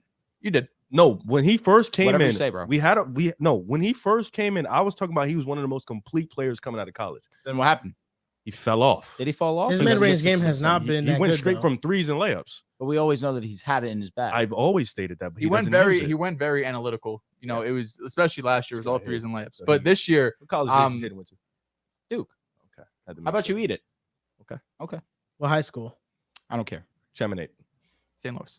I'm supposed to care about that. I'm sorry. I want to get back to my man soliloquy about the Celtics because let's get back to this, please. OG, we were talking about the post up. So right now he's 1.36 points per possession in the post. He was at 1.2 last year. He's shooting 64% from the post. He was at 55% last year. And Kristaps Porzingis, he's been a huge addition too. He's 95th percentile in post ups, shooting 83% from the post. The only one he got prepared for. I'm locked in. I'm locked in. But no, because what we've seen year after year with the Celtics team, doesn't matter the coach, doesn't matter the personnel, if it's Kemba, if it's Kyrie, if it's whoever, Marcus Smart running the point guard, we've seen them down the stretch of games. It's Jaylen Brown, here's your turn. Jason Tatum, here's your turn. And they really haven't had a secondary option. It's just ISO, get to the rim, pull up three, whatever. But now if they're able to kind of unlock a new part of this offense and they're able to continue to run these post-ups at such a high level, this makes it, we saw it in the Heat game, last week. Like, that's a game I feel like last year we would have lost. This year, they came close. They were within 4 points, but we'd always hit a three. We'd be able to get JT or Kristaps in the post, and we'd be able to find someone off of that. Jaylen Brown and Porzingis have been a phenomenal duo. I mentioned this to you, Riv. Going into that Pacers game, Jaylen Brown was tied for most potential assists on the team. Most of his passes are going to Porzingis. So him in the pick and roll with Porzingis, having that 7-3 type of dude that he really hasn't had. Correct, yeah, but the potential assist is right up there with Derek White. Yeah, talk about box score guy. How about you watch the damn game? God damn. Anyhow, it's great to see Jason Tatum get back to this natural part of basketball that he always had in his bag, but kind of got taken away these last couple of years, whether that was coaching, whether that's him. But I do credit Sam Cassell. I think he's been a huge part to kind of this rejuvenation of Tatum's game. Yeah, OG, he was over there excited and damn near oozing. Well, the reason why I Riv is because when a player who I think is going to be what I think they're going to be and they actually turn into that gets me really excited. I had Jason Tatum before the season started. I picked him as my preseason league MVP. I'm still sticking with that. He now plays in the mid-range, which he did coming out of college. And then all of a sudden he turned into James Harden. And then now he's getting back to actually, like you just said, playing on the wing, playing in the mid-post, playing 12 to 15 feet away from the basket, recognizing mismatches. I think Sam Cassell does have a lot to do with that. He's leading all small forwards in rebounds again for the second straight year. He gets on the backboard. He went 30 and 12 2 nights ago, and he only played 3 quarters. Yeah, he only played 3 quarters two nights ago. The thing that I like about this Boston unit the most is where and how they use KP. The thing that I was concerned with last season, before they got KP, when you watch them play against teams with zone, teams playing zone, they didn't have a guy who could attack the zone. They just had guys standing around stabbing at the zone. They didn't really have anybody that could attack the zone. Well, now you got a guy in Porzingis who, before this season started, was in the top 3 in the league in points on the box.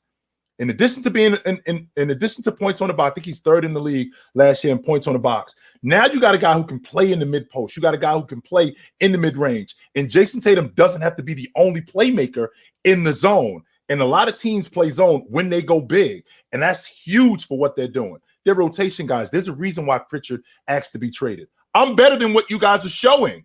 I should be in the rotation, and I should be playing more because I can offer this team more than what you're showing, which would explain why Boston extended him, because they recognize it too. And he's been playing really well, right? So Derek White, I like this lineup that they have, but I will tell you this, and I'm in the minority. I want to put Drew at the 1. I want to move Jaylen back to his natural position at 2. I want to put Jason Tatum back to his natural position at 3. I want to put Al Horford at the 4, and I want to put KP at the 5, and I want Derek White to come off the bench. That's what I want, because with that unit right there, you cause so many mismatches, you cause so many problems, especially when you go wide. You make teams have to really scramble, especially smaller teams. And I really like what they're doing. I got the Boston Celtics winning the NBA championship this year. Talk to me, OG. I don't think that's a bad take. I saw a video you had Tatum over Luka. I do have Tatum over Luka, and the reason why I have Tatum over Luka, and it's not a huge jump. When Luka showed up, I feel like Luka was more polished. I feel like Luka's ceiling I think he was closer to his ceiling than Jason Tatum. I think Jason Tatum was raw when he first showed up, and I feel like his improvement, he got better every year. And with him getting better every year as a defender, and not just as a defender, but as a long ball shooter. A lot of people talked about his inconsistencies, but that's part of being young. Now he looks like he's in this mode where he's starting to figure it out, and he's gotten better as a defender. He's gotten better as a scorer. With all of these things being said, I feel like Luka's ceiling, I think he's getting close to it.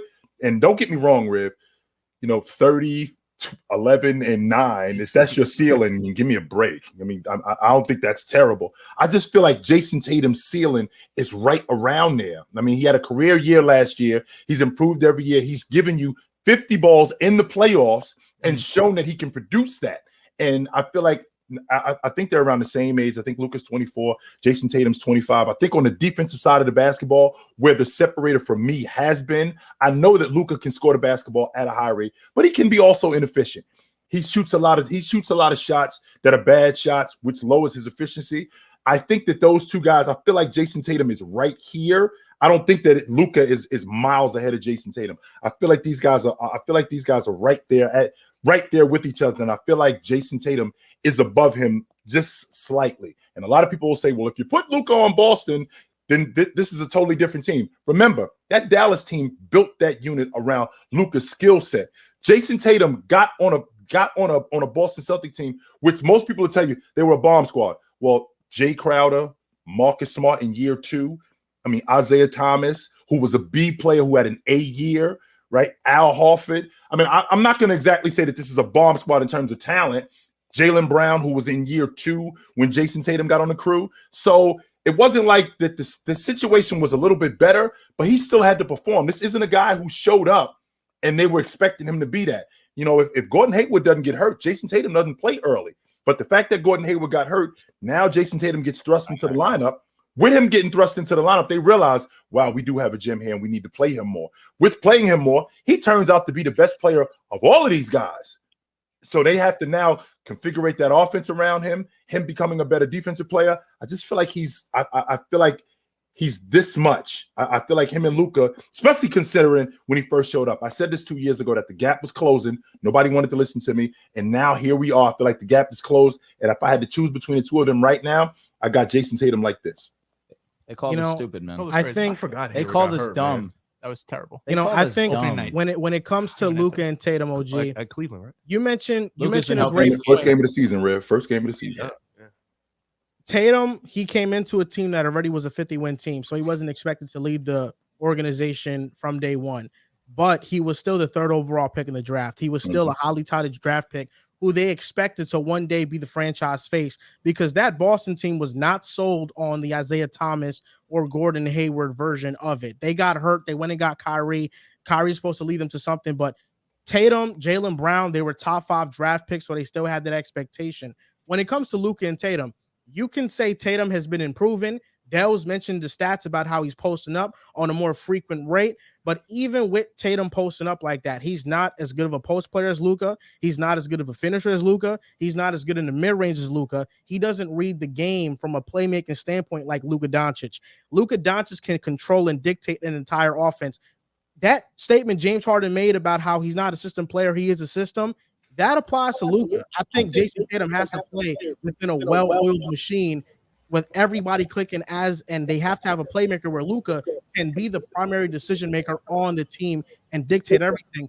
The defense part, you have it. Jason Tatum is a better defender. Even though Luka has been a better defender, he's been a better defender than he has been in recent years.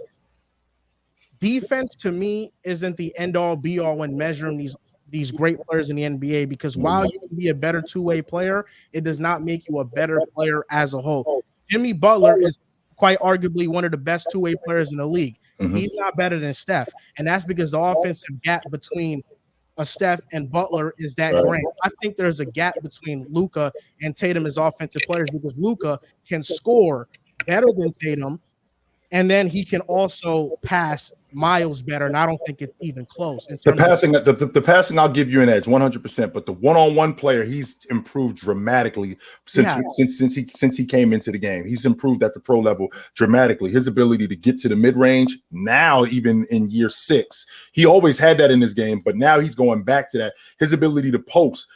When Luka showed up, Luka was already doing this stuff, so I feel like the ceiling was already, I feel like he was already close to his ceiling. I don't really feel like Luka has improved that much. I feel like Luka has improved 100%, but I don't feel like he's improved that much. But with that being said, Jason Tatum, on the other hand, as a scorer, as a one-on-one player, as a transition player, being able to read defenses and get to the rim. You talked about finishing at the basket. I think Jason Tatum finishes at almost 70% or over 70% at the rim, as opposed to Luka, who finishes around late 60s, like 68. I think Jason Tatum finishes up maybe a slight. Luka gets to the rim more though. So Luka has the ball in his hand. No, it's because he can get to the rim better than Tatum. That's why. That's not necessarily the case. And you spoke a lot about Luka Doncic, and of course he's been a great player. We're going to talk about him a little bit later. Let's say this about Jason Tatum. You mentioned all these reasons about why why Luka Doncic is the better offensive player. You kind of glossed over the fact that it's not even a question. Defense, Glossed over that quick. Yeah, very, very, way too quickly for my liking. We understand how great of a defender Jason Tatum is, this size, the athleticism that he provides on the opposite side of the court. But offensively, given his usage, you say that he's a better scorer. I think that goes hand in hand with opportunity.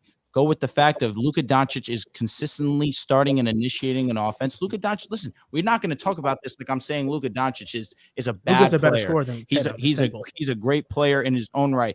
You didn't mention 3-point shooting for a reason, and OG said it best. I think that we see his efficiency take a hit because he takes some bad shots because he trusts himself. I respect that. From one man to another, I respect when you can take ridiculous shots because you think you can make them to a point. You gotta limit them. We've seen him be very efficient so far this season. I think it's 52, 40 something from the 3-point line. He's been incredible, Luka Doncic, for sure. But just going off, let's not say a 4-game sample size. Let's just talk about from what we've seen from Luka Doncic, with the efficiency not being from the 3-point line specifically as great as it could be. From the mid-range, the post, I'm with you, but we know Jason Tatum has that in his arsenal. We've only seen him get better. Yes, but he's not as good to year. That's the point. But without the usage being Luka Doncic, it's a conversation. They give Luka the usage because he's that good. That's why they give him the usage. You don't talk like that like Jason Tatum isn't right there. He's not Luka, and it's as simple as that. He's not the Luka. Even if that's true, Joe, the fact that the gap has closed, you cannot deny that. It's not what it was 2 years ago. Not what it was a year ago. That's why I go with Tatum. Okay. I've always said that. He's not a cone. He's nowhere near. He's nowhere near the defender that Tatum is. You want to say he's not the offensive player that Tatum is? Let's not even talk about defense. Who's the best player in the NBA right now? Right now is Nikola Jokic. Is he a defender? Is he a better defender than Tatum? He's a solid defender. Is he a better defender than Tatum? He was a really good defender. Is he a better defender than Tatum? Oh, Joe, you're not doing that. And you know why you're not doing that? Because we're talking about an effort issue. Curry or Jason Tatum? No, we're not doing that.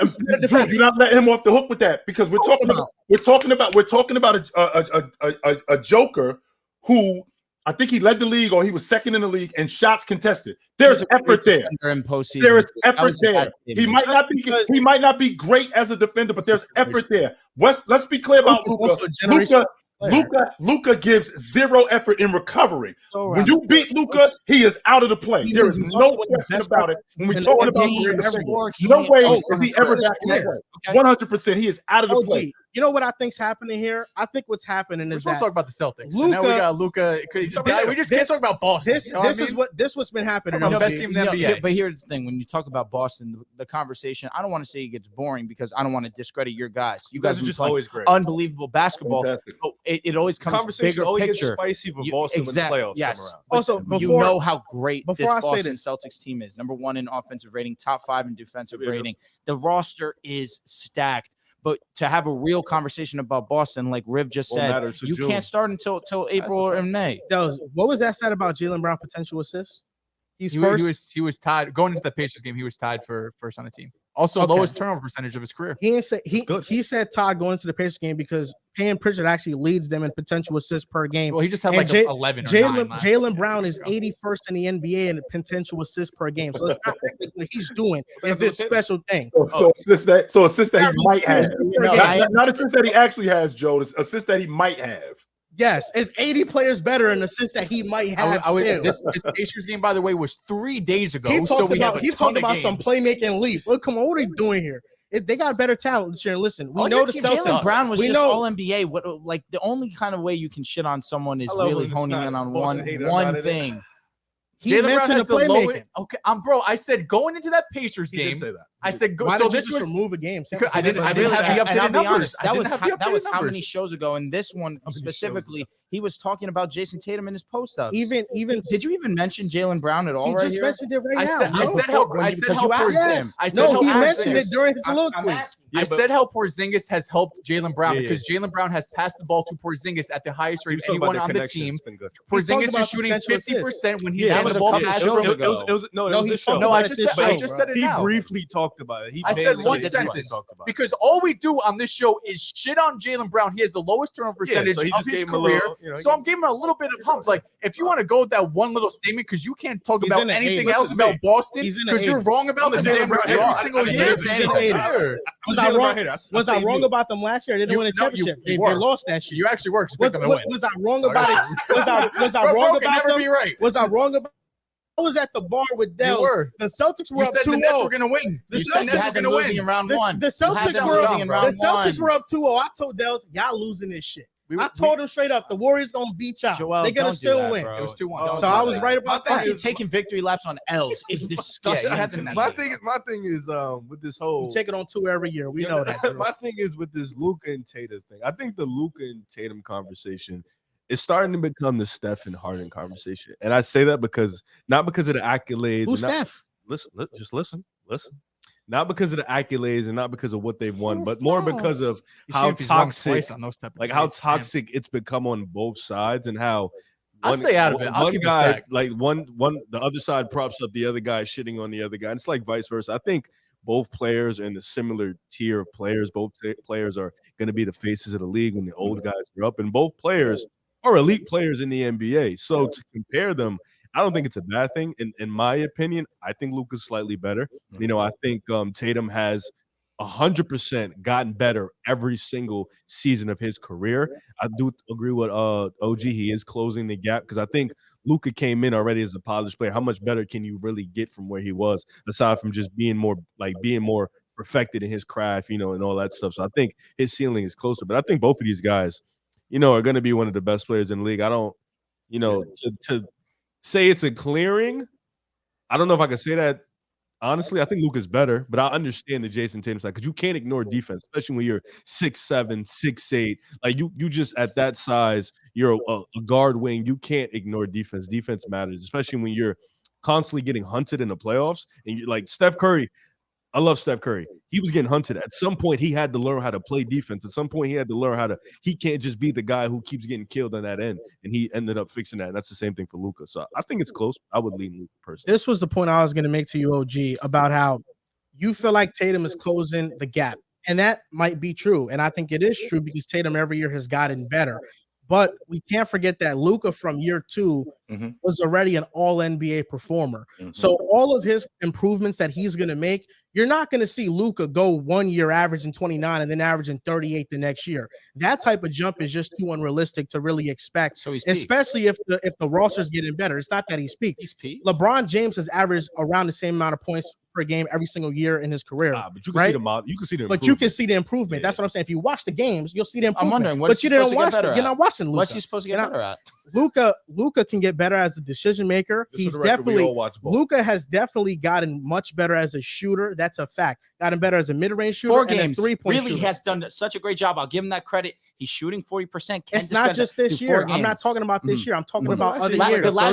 Last year that he didn't make the playoffs. His team didn't make the playoffs. That's all you use. That's the only talking point you could use when it comes to the Mavericks. You're trying to mention him as a top 3, they top 2 blatantly player tank. in the league. But this my thing, OG. Imagine that you have Luka Doncic and you tanked. You decided to tank. That is interesting to me. That's embarrassing. Luka Doncic, he was an all-NBA performer from year 2. Me. So all his improvements are going to be marginal, where Tatum, from year 1 to where he is now, you're seeing the growth of 13 to 18 to 23 to 27 to 30. So I agree with you that he's closed up the gap, but I feel like we're underrating Luka because his points and his stat production isn't increasing every single year by a significant amount. Luka shot 34%. We think that he's stalemated when he's not. I think Luka every year is getting significantly better. It's ugly. It's not. He went 32, 31, 35, 35, 34. Damn. And just so you know, Joe, like you just said, Luka became an all-pro his second year in the league. Jason Tatum was an All-Pro in year 3. So it wasn't like Jason Tatum became an All-Pro in like year 6 or 7. He became an All-Pro in year 3, and he's been on the All-Pro team ever since. I think he missed the All-Pro team in 2021, but since then he's been first team All-NBA. He made third team his third year, and then he's been on the first team ever since that. And I think that he's going to be that moving forward. I just felt like the gap between these guys 2 years ago. I saw Jason Tatum coming into the league, and I saw the improvement. I saw his ability to get to the basket. I saw how much smarter he was getting. I felt like he needed to mature. And as that time went on, we're talking about a guy who 2 years ago, he wasn't in the league MVP conversation. Last year, he finished 4th in the league in MVP votes. Yes, sir. This year, I haven't projected to actually win the league MVP. So he's moved up every year. OG. 2 years ago, he did finish. He was 5. I'm sorry, he's 6. He wasn't. He was 5. Yeah, I take that back. He was 6. I'm sorry, he was 6. And then the year after that, he was 4. I take that back. I'm sorry, Riv. He was 6. And then the year after that, he was 4. And then this season, I haven't projected to actually win the league MVP. So with that being said, the improvement is astronomical with this guy. I just don't think when you talk about Steph and James Harden, I mean, I don't ever feel like, as good as James Harden was, I don't ever feel like he was better than Steph. I always felt like there was a gap between those two guys. Always felt like that. With Jason Tatum, I feel like between him and Luka, the gap closed. And I feel like the gap closed significantly to where I feel like I could put him over over Luka, not significantly, but I can if we're running a 100-yard and Luka runs a 9.79, Tatum is running like a 9.7 or flat 9.8. Something like it's a hair. That's what I'm talking about. OG, the gap for you basically is a title. I feel like winning matters when you're talking about being the best player on the planet. If Luka wins the title this year, you would put Luka back over Tatum. If Luka wins a title, I think that, yeah, because that matters. Winning matters. Yes, because I think the way either one of them is going to do it, it's going to be in the hands of them. That's why I'm cool. That's why I'm cool with the debate. Numbers. Yeah, like you said, like right now, talking about the Boston Celtics, like we're expecting them to, have a great regular season. We're expecting them to be the number 1, number 2 seed. We're expecting them to go to at least the ECF. So when it gets to May, when it gets to June, that's when the conversations really matter. And the way the Boston Celtics are looking, Mavericks 4-0 in their own right. Hey, you want to take the Mavs right now? I'll take the Celtics. We can see end of the season how it goes. I know the Celtics are a better team. They have 3 all-stars surrounding Jason Tatum. I think that's so. Where would Tatum? Because I feel like people kind of hint or like they kind of like don't want to put him in that top 5. They kind of put others. So if Tatum hypothetically does win a title, where do you think does he jump in? Top 3. Top 3. What? Top 3. Yes. Top 3. Yes. Jokic, Giannis, Curry. Who goes out?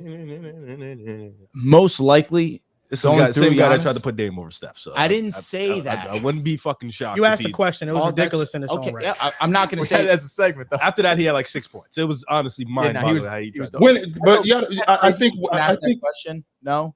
I think winning matters, Riv. And the reason why I feel like winning matters is winning matters not just right now. It's also your body of work of what you've produced over the course of your career. So over the last 3 years, what have we seen from Jason Tatum? We've seen a guy who's been in the NBA Finals, who's been in the Eastern Conference Championship, who now on a team in the Boston Celtics, which I think they're going to win the NBA championship. So he's knocking on that door every year. So with that being said, he's arguably a top 5 player right now. I think he is. But with that being said, he's arguably that. So if they were to win the NBA championship and he would be able to redeem himself from what we saw in the 22 NBA finals, I think that moves him up the list. For sure. So OG, let me ask you this and then we'll segue to this week in the NBA. If Luka was the best, if Luka took Tatum's place on the Celtics and he's their best player instead of Tatum, do you not feel more confident in the Celtics winning it all? What does that even mean? No, I don't. And the reason why I don't is because as good as Luka is in terms of his skill set, I don't. That's not a yes or no answer. Because of Luka's skill set, I do think that it would help. But the same thing I'm seeing with the Celtics with Drew Holiday, it would be the same thing with Luka. Because even though Drew Holiday does the same thing that Marcus Smart does, except better, they got to trust him. They don't know him like that. So there's going to be a grace period where we got to get this figured out between us. Now, don't get me wrong. This team plays defense and Drew Holiday fits into that, but we still don't know you like that. It's like you family, but we don't really know you like that yet. So I feel like the same thing would happen with Luka. And we talk a lot about, Jaylen Brown being as good as Jaylen Brown is and Kristaps Porzingis. Let's be clear, Joe. It wasn't like Jaylen Brown came in the door like that. He developed too. Took him time, yeah. So it wasn't like, and it wasn't like Jason Tatum was on the crew for 2 years or 3 years, and then Jaylen Brown showed up and vice versa. No, they showed up in consecutive seasons. So they both grew together. This guy's still 25 and 26. Garland and Hallie are both playing like shit and they're playing each other. I know. I love that. Aren't the Pacers winning though? No, they came back. And Jared Allen's back too. That's pretty lit. The Cavs, they were down 20 and then just came back. Now, this week in the NBA, the biggest thing is that the NBA in-season tournament is going on right now. OG, before the show, you were passionate in talking about the in-season tournament. So, OG, I want to ask you, what are your thoughts about this new in-season tournament that the NBA has implemented? Well, I think it's a money grab, and it's going to work because of the way that they've marketed it. It's going to make the NBA more money than they've seen in a long time. It's going to help ratings because this is what it is. This is what they're going to do to spice the league up. What they've done with the group play, all it is they've changed the name from the Central Division, the Atlantic Division, and the Southwest Division to Group A, Group B, and they just bunched up the teams. It's the same thing that they've done. Now, what's going to ultimately happen, and you guys are going to love this, what's ultimately going to happen is this in-season tournament, when you're talking about guys later on in their careers, like Joker, like Giannis, like James, where they are in terms of all-time greats, we're going to have to talk about them being the in-season tournament MVP. We're going to have to talk about that. And because we're going to have to talk about that, it's going to make this conversation even uglier. I'm not a fan of the in-season tournament, but I understand it. It's to spice things up. Just like I'm not a fan of the play-in tournament. I think that this is all marketing.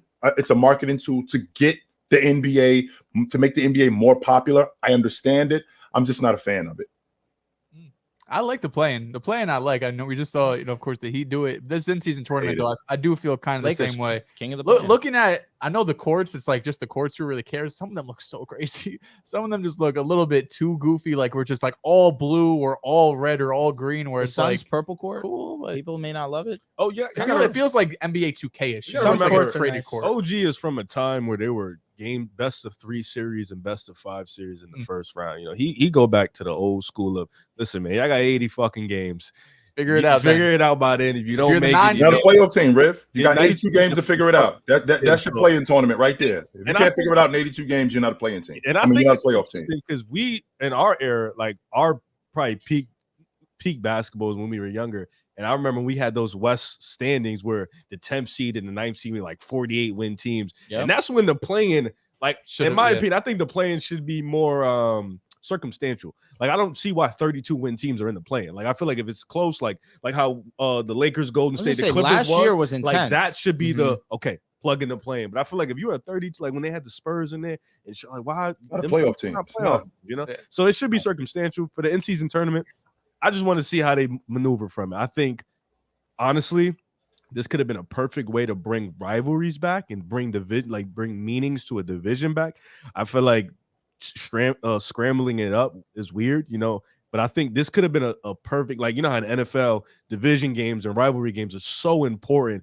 And in NBA, it used to be that, like, you used to get up for Chicago and Miami, you used to get up for New York and Chicago. Like, the Lakers and the Warriors still obviously get up. The Warriors and the Kings are starting to get up for those games. But Clippers, like Boston and Miami, Boston and Cleveland, you should wake up and get up like they're playing today. Now it's kind of just like, all right, well, they might sit out. This might sit out. They might not play. So I think this could have been the best way, but shuffling it is going to, I don't know. But I'm like Dehls, I'm just more optimistic, excited to see how it is. First games are today. So hopefully we get some competitive basketball. We do have the Wizards and the Heat, so okay. But like I'm just hoping for competitive basketball. It's a battle of who could be worse right now with Miami being 1-4. I know they've had some situations where they could have had games go the other way. They're also Jimmy hasn't played like 2 of them games. They're already starting. So. Bam 2 was another one was miss a they just game or 2. They don't care.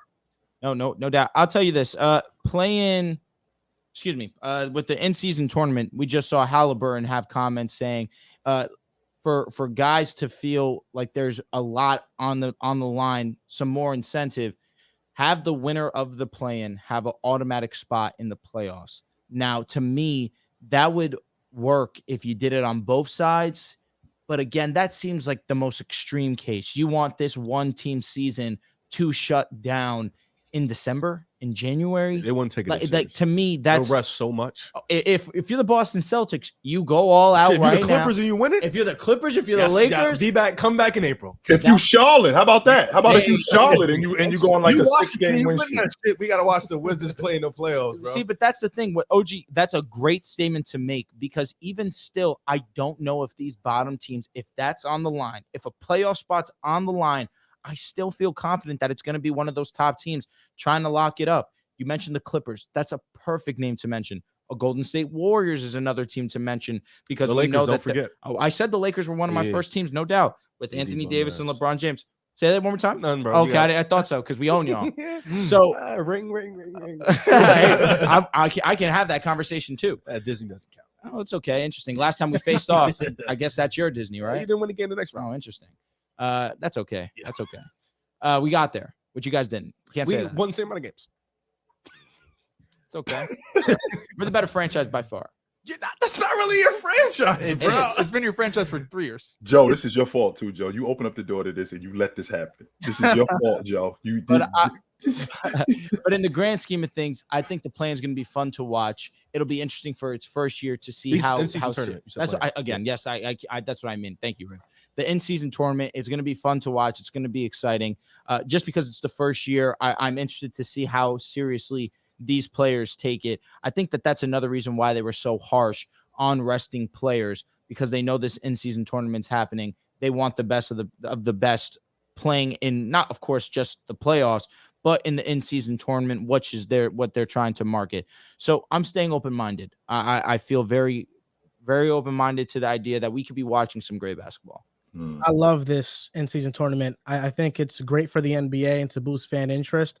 I can understand your perspective, though, OG, and from how you watch the NBA and how it's changing, I can definitely understand the frustration because I am frustrated as well when I hear Tyrese Halliburton make a comment like that a team should get a playoff spot because I just think it's ridiculous the fact that we have to keep incentivizing regular season games for basketball players to play basketball. This is your job. You're supposed to play basketball. Just play basketball. They're getting paid millions. They're getting paid at the top 1% of the world right now to play a sport. And we have to incentivize these guys by a tournament or some games just for them to play. It's taxing. I think it's ridiculous. Taxing on the body, though. I understand it's where taxing you're coming on from. the body. But look at the person who said it. You won't hear a player that lives for April, May, and June say, "Oh, if you win in November, you make the playoffs." I won't disagree. I'm only gonna dispute the fact of that the statement of this is their job. All this, that, and the third. I understand every job that, is taxing, but social media is now involved. This isn't just taxing on the body. Now they're dealing with extreme social media teams in what? Like teams, a media team. Like they have teams for sure. But then there's also you could learn how to not be on your phone. Listen, you chose this life. I'm not. Listen. Is it more taxing on your body than plumbing, than being an electrician, than being a construction worker? I don't think it is.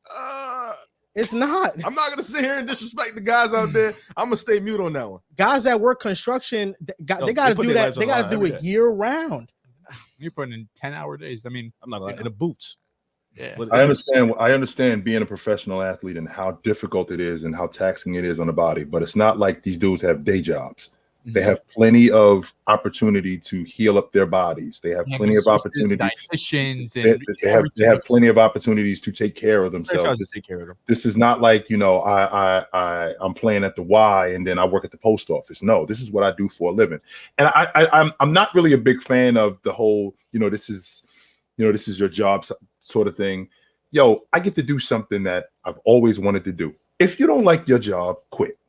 That's how we get to the bottom of that. if you don't like your job, go do something else. The idea that we have to make you play. Now, a guy like Kawhi Leonard who said there are an amount of games that you can mandate to make me play. I understand his situation because Kawhi Leonard has a condition. That's the problem that we have here with him. He's got a condition which gotten progressively worse over the years. This isn't a guy who's got a back spasm or sore elbow. No, knees, right? This is a guy who has a condition that's gotten progressively worse. And no matter how many games you mandate or how many times you tell me, I need you to play. If I can't go because my body won't allow me to go, then I can't go. As opposed to a guy who, the season just started. I come into camp in the best shape of my life. and the first week I'm a healthy scratch or I got a sore foot, you know what that is? That's a headache. Okay, Joe? I don't get to come to work when I feel like it. I don't get to come to work when I feel good. No, that's not the way this works, brother. No, I have to come to work when I'm supposed to be at work. And if I'm supposed to be at work, I'm not asking you to play with a cantaloupe-sized knee. I'm not asking you to do that. I'm not asking you to play with a slip disc in your back or a separated shoulder like they do in the NFL. No, I'm not asking you to do that. But if you are cleared to go, why are you not working? What's the problem? I agree with that. And it's not that, of course, being an athlete is taxing on your body. Nobody's downplaying that. But what OG is saying, this is your job. You have people around the clock that are catering to all of your needs, what you need to eat, how you need to work out, how you need to manage your body. When it is your job and they have off seasons, you know, other jobs don't have off seasons. NBA, you have an off season period where you don't have to play every day. I don't think it's an unrealistic expectation to ask of them to just play games in the regular season. And the only reason we have an in-season tournament is so fans can be interested in the regular season product, because if we don't have something like this, then nobody's going to be interested in watching games in November, because what are all the conversations we're having always allude to when it comes to the Celtics? Oh, they're playing great, but the playoffs matter. I think the fans have also done a disservice by making everything about the playoffs. Therefore, there's no interest in a regular season. So I think it's also when the players not playing because they know the playoffs is all that matters, but the fans just making it about the playoffs. Therefore, the players just want to be right for that. And to be honest, it kind of goes hand in hand with, ironically, LeBron James. 8 straight years of going to the NBA Finals. What did we know was a foregone conclusion when those Golden State Warriors and those Cavaliers teams were going at it? We're waiting for the Cavaliers and the Golden State Warriors to match up in the NBA. That was Finals. some of the worst years. So we were kind of conditioned. I don't disagree with you overly. Yeah. I don't disagree with you. You're saying that as a LeBron fan, like exactly. as basically, if you're a fan of 28 other teams, it's like this shit sucks. It's it the was Warriors. The worst time of But we were conditioned. But did you think they felt that way in the 90s with Jordan? I don't know. I wasn't It there. was Jordan in a new team, though. You know what, OG, let me ask you. Did you enjoy watching basketball in the 90s when Jordan, what you knew at the end of the day, was going to be in the NBA Finals? Yes, I did, because I knew that he was going to play every night. I knew David Robinson was going to play every night. I'm a basketball purist, so I'm a little bit different. So I enjoy watching the game. I enjoy understanding the game, and I enjoy watching guys who I know are going to play because they love the game. Remember that we're talking about a time where there's a whole lot of other things going on with these guys. Back then, your reputation was your game. That was your reputation. It wasn't your social media or your following or your clothing line or anything like that. Yeah, you gotta remember it was different too. Like the Bulls, MJ, you knew, but after that, like in the West, anybody could have came out the West. 1 minute it was the Blazers, then it was the Suns, then it was the Sonics. Then you had the Jazz back-to-back years, which even then, those were dogfights. So like it was different. I ain't talking about LeBron making the finals. I'm talking about strictly when KD went to Golden State. Shit was nuts. Those 2 years were the worst playoff basketball I've seen. Those 2 years. It was not enjoyable. Although, was it the third year that you guys played against the Clippers? I believe that was the third year. That it was that they were the 8th seed and they gave you guys a solid series. That was the third year, no doubt. But no, I'm with you. That's 17, 18. 17, I was a little bit more optimistic. We had Kyrie Irving. We just come off the championship. I was interested to see how we played. 5 games done. We didn't even stand a chance. Darren Williams. Then 2018. I'm watching LeBron James play the best basketball I've ever seen him play. We're talking about year 18. And for that to be the case, that he still gets swept, he goes and drops 51 points, and it's still not enough. I'm with you. I understand where you're coming from. You knew it was a foregone conclusion. But now, at least, we have seen a lot of, is the word I'm looking for, parity, that we now do not know at the end of the day what's going to happen. Last year, conversations was, hey, is it going to be Denver? Oh, suddenly out of nowhere, Los Angeles is in the mix. The Boston Celtics for Miami to make it to the NBA Finals. That shocked the world. Yeah, nobody, unless you were a Miami Heat fan, knew that the Miami Heat were going to go to the NBA Finals. So at least now, yes, we can still have conversations about the regular season. The regular season still means something to me. But for a team like Miami, a team like Los Angeles that skate through the entire regular season, go to the playoffs, and we're talking about them going to the WCF, ECF, and we're talking about Miami going to the NBA Finals. goes in hand with what you're saying. We're kind of now being conditioned to not care about the regular season because these own guys do not care about the regular season. But I think that as time goes on, when we don't see a team or a player as singly dominant as we've seen LeBron James or Steph Curry and what the Warriors were able to accomplish, maybe the Nuggets can do so. Maybe the Celtics are the beginning of that. But just off last season alone, respect them. Off last season alone, then we really can. I become a little bit more open-minded to the fact of maybe we're growing as a league. Maybe we'll start to really care about the regular season again now that we don't have these overly dominant guys that will be there at the end of the game. Riv, I also think that you do a disservice to yourself as a fan because you're missing out on a lot of good basketball. Not like a lot of people don't talk about that Atlanta Hawk team that lost to Cleveland in 2015. Just so you guys know, there were 14 games over 500 against the Western Conference. The only team that they lost to was Cleveland. Is that 60 games? They won. Yes, they won 60 games that year. They were fun to watch. Everybody else, they beat them. If they don't run into Cleveland, they may very well be going to the NBA Finals. That's the problem. They may very well, that San Antonio team shut down. That San Antonio team in 2017. They won 60. They won 67 games that year. With Tim Duncan gone, with Manu Ginobili at 38 years old, with 67.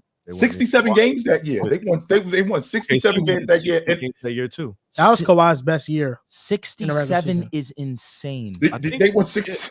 Yes. Holy shit. Yeah. They won in 15, not 16, 17. I'm sorry, in 15, 16. The year that the Warriors won 73 games. OKC won. The San Antonio Spurs won 67 games that year. San Antonio was on Golden State's pace. They were literally right behind them in terms of game. Like they were winning just as many games. Yes, they were. OKC was behind the Spurs. They won about 57, 58 games. 58 games that year. And I think that a lot of fans, you do yourself a disservice when you're not watching the regular season because you get to see these players turn into what you think they're going to turn into. That's why I'm such a big fan of Jason Tatum. That's why I was such a big fan when I was younger, when I was growing up, Stockton, Malone, and Barkley, and Olajuwon. Because Anthony Edwards, he's going to be there every single night. I'm a huge Anthony Edwards. I'm like I said, I'm a Herb Jones stan.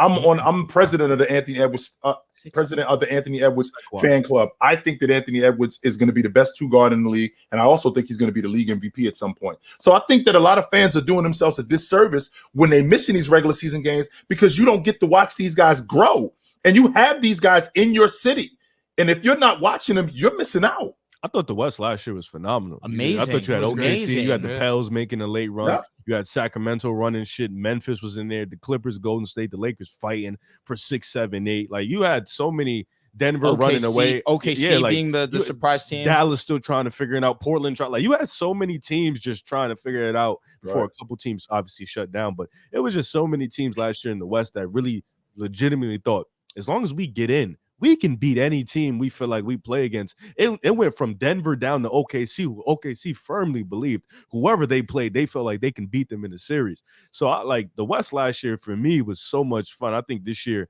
can provide the same type of ingredients because now we get Minnesota healthy. Golden State's retooled. We got Denver back. LA brought back everybody. We got Phoenix. They retooled. You got Memphis hasn't won, but the Clippers, they didn't retool. You got Dallas, who they retool. Like, there's so many good teams in the West. Like, we think Denver's the best team in the West, but there's just so many good fucking teams in the West. It's like, it's just the problem, I think, is the gap the West has over the East, which makes it so much like it makes the sport like half entertaining because it's like the East. It's like you got a lot of teams. Is it still like that though, Riv? Is it still like that though, Riv? And that's what I was about to say. That's what I was about to say. I mean, 3 of the 4 best records in the NBA was in the Eastern Conference last year. I think like the East top heavy. Like I think we all want to see Boston. I think we all want to see Philly, Miami. Milwaukee. I think we want to see the Knicks and Milwaukee. And Cleveland has jumped into that team.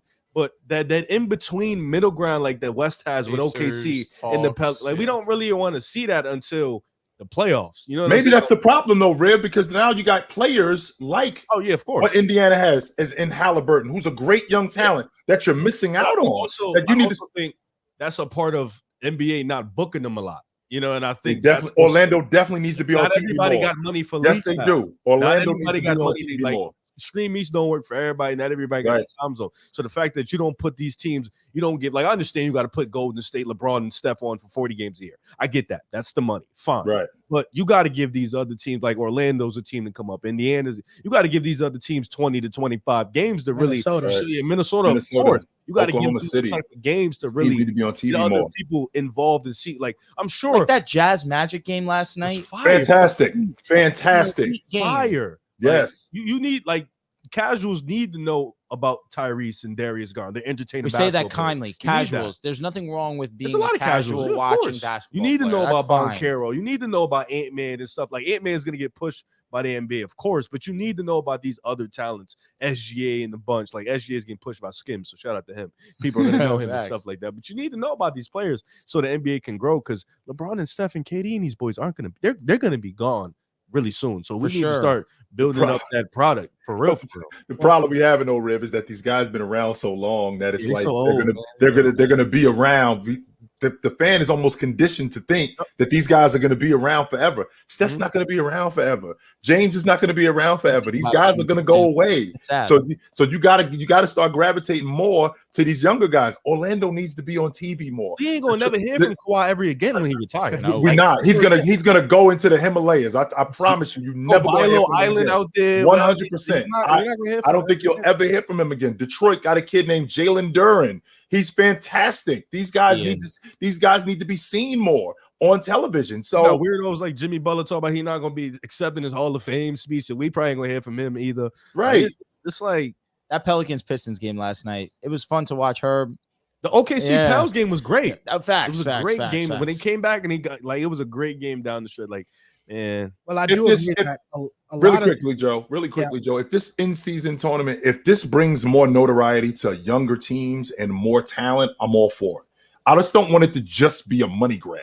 I don't want it to be that. I want Oklahoma City on TV more. I want Orlando on TV more. I want Indiana. I want to see these teams on TV more so the league can expand. Because Rib just said it. Not only there's a reason why teams are great. You got a bunch of ballers in the league.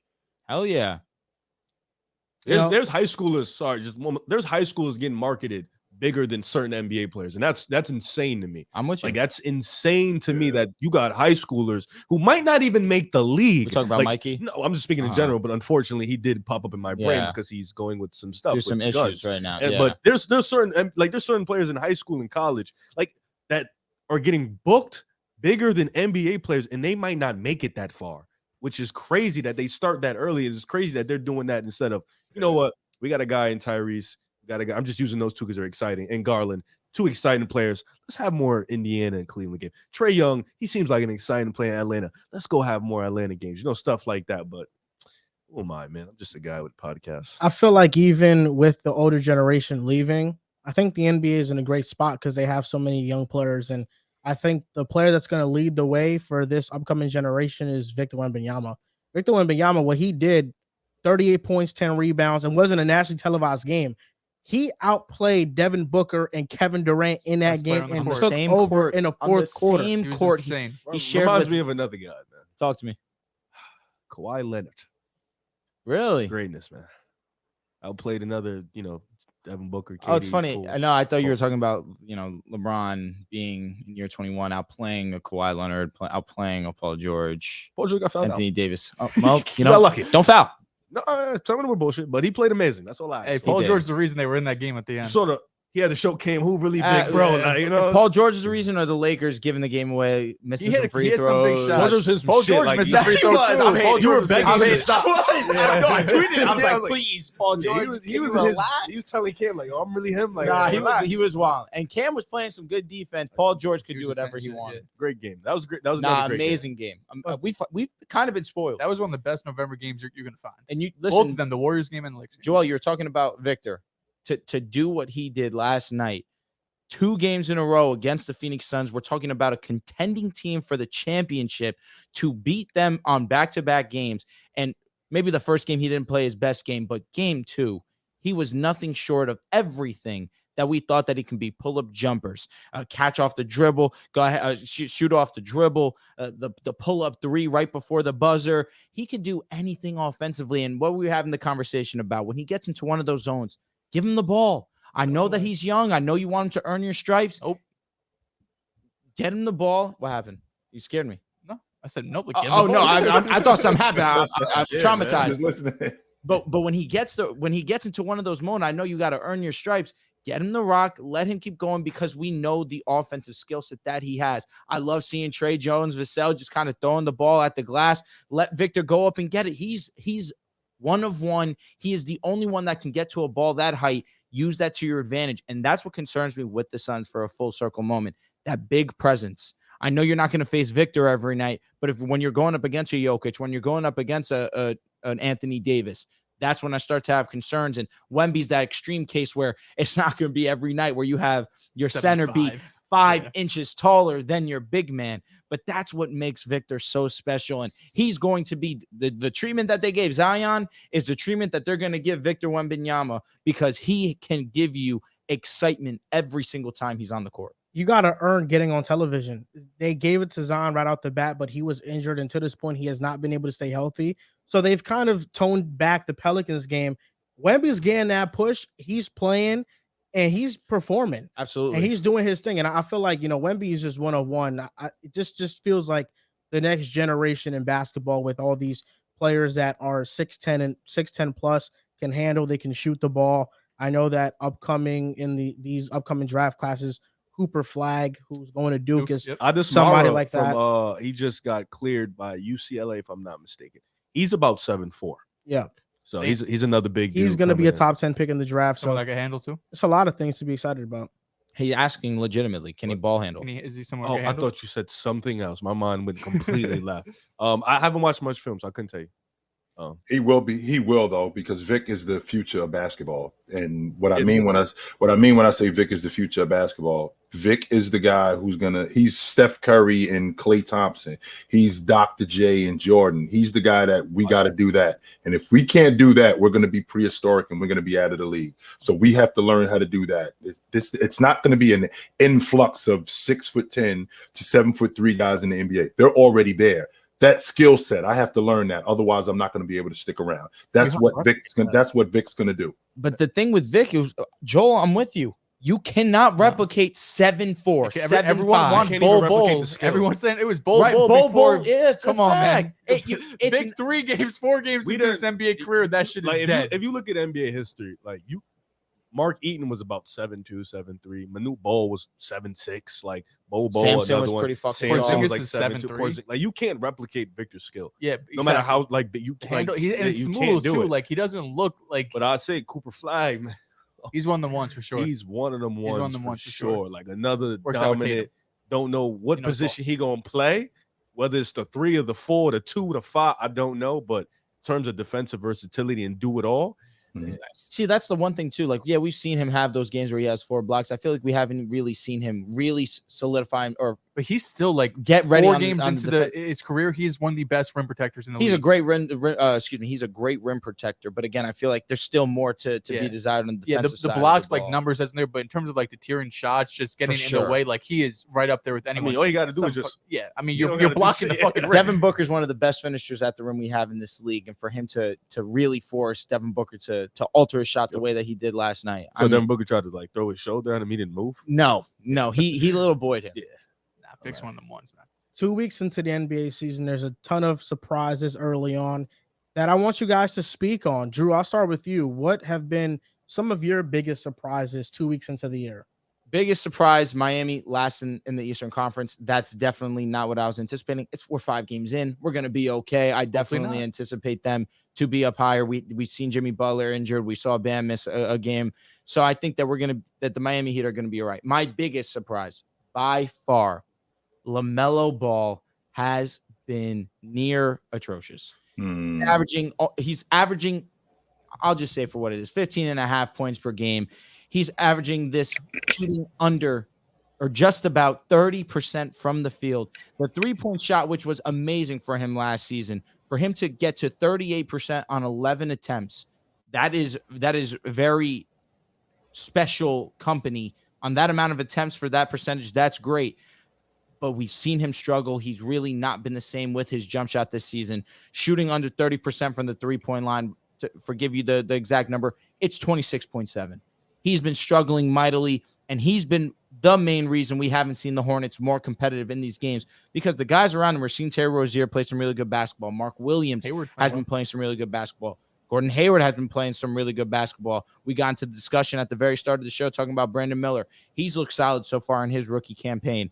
LaMelo's been that missing piece that the Hornets have been desperately needing, and for him to be struggling the way that he has early on in the season, this much has definitely surprised me. I have one that maybe not a surprise, but something we were all hoping for that's come true. The Orlando Magic are getting the job done. 3-2 right now. They're 3 wins over the Rockets, Blazers, and Jazz. Not the most, gauntlet of a schedule, but if you want to get into the play-in, if you want to be around 500, you got to beat the team you're supposed to beat. And those are 3 teams I think we're all expecting them to beat. They went down to the wire against the Lakers. They were right back and forth. They had a chance to win the game right at the end. Suggs came up a little bit short. PG nucleus away from beating the Clippers. Yeah, I mean, they were facts, because they were in that Clippers game. In the third quarter, they came out flat. They got outscored by 20, lost the game by 16. It was really just that third quarter where they were not able to do anything. But yeah, Magic been really good. And Paulo last night had 30, right? He finally had his breakout game. The 3-4 games before that, bro, he was bad. He was not good. He was inefficient. I think his high was like 15 points. So they were winning games without their best player really playing up to their potential outside this last game against Utah. So shout to the Magic. They've been doing their thing. The defense really has been lit. Banchero, they're top 10 in defensive rating. From the 2 games I've watched Banchero, he doesn't look like he's as aggressive as he was last year. He's kind of looked like he's playing with it. From the 2 games I've watched, he's kind of looked like he's playing within the offense. He's not forcing any tough shots or forcing any insane shots. Down the stretch against the Lakers, I'm like, get him the ball. He's kind of just like going through the flow of the offense. That one they blew. They definitely should have won that game. My surprise is probably like the same with Dehls, like something we expected, but I think will happen faster. I think Asar Thompson can become an elite defender, all-NBA defender year 1. He's amazing. He's like, the offense is dog shit. We had 4 or 5 air balls. The thing I love it, he's being aggressive. He's not letting the air balls. He's took a few air balls, but he's not letting them sway him, and that's what you like to see. He's going to keep taking a shot. The spacing on Detroit is nuts, but they're banged up right now. But Asar Thompson on the defensive end, I mean, his play-by-play awareness is just knack to know where to be on the defensive end. I mean, as a rebounder, as a shot blocker, as a just POA defender, he's been so amazing to start the year. And we could be looking at a guy like Herb Jones, like Jaden McDaniels, like another elite type athletic defender coming into this league, 6'7", can probably jump out the gym with anybody in the league. He's not as weak as we thought he was. He's pretty firm and pretty strong. But Asar Thompson to start the season has been an elite defender, a great glue guy, kind of like Andre Iguodala, but he has to up the offense, of course, but defensively and as a playmaker, he's been great for them to start. Asar Thompson has fit in right in with Cade, and I think if you're the Pistons right now, there's only 2 players that fit with Cade Cunningham. It's Jalen Duren and Asar Thompson. Everybody else, I don't think should be a foundational piece moving forward. Killian Hayes is starting for whatever reason still. It's the Jaden Ivey off the bench.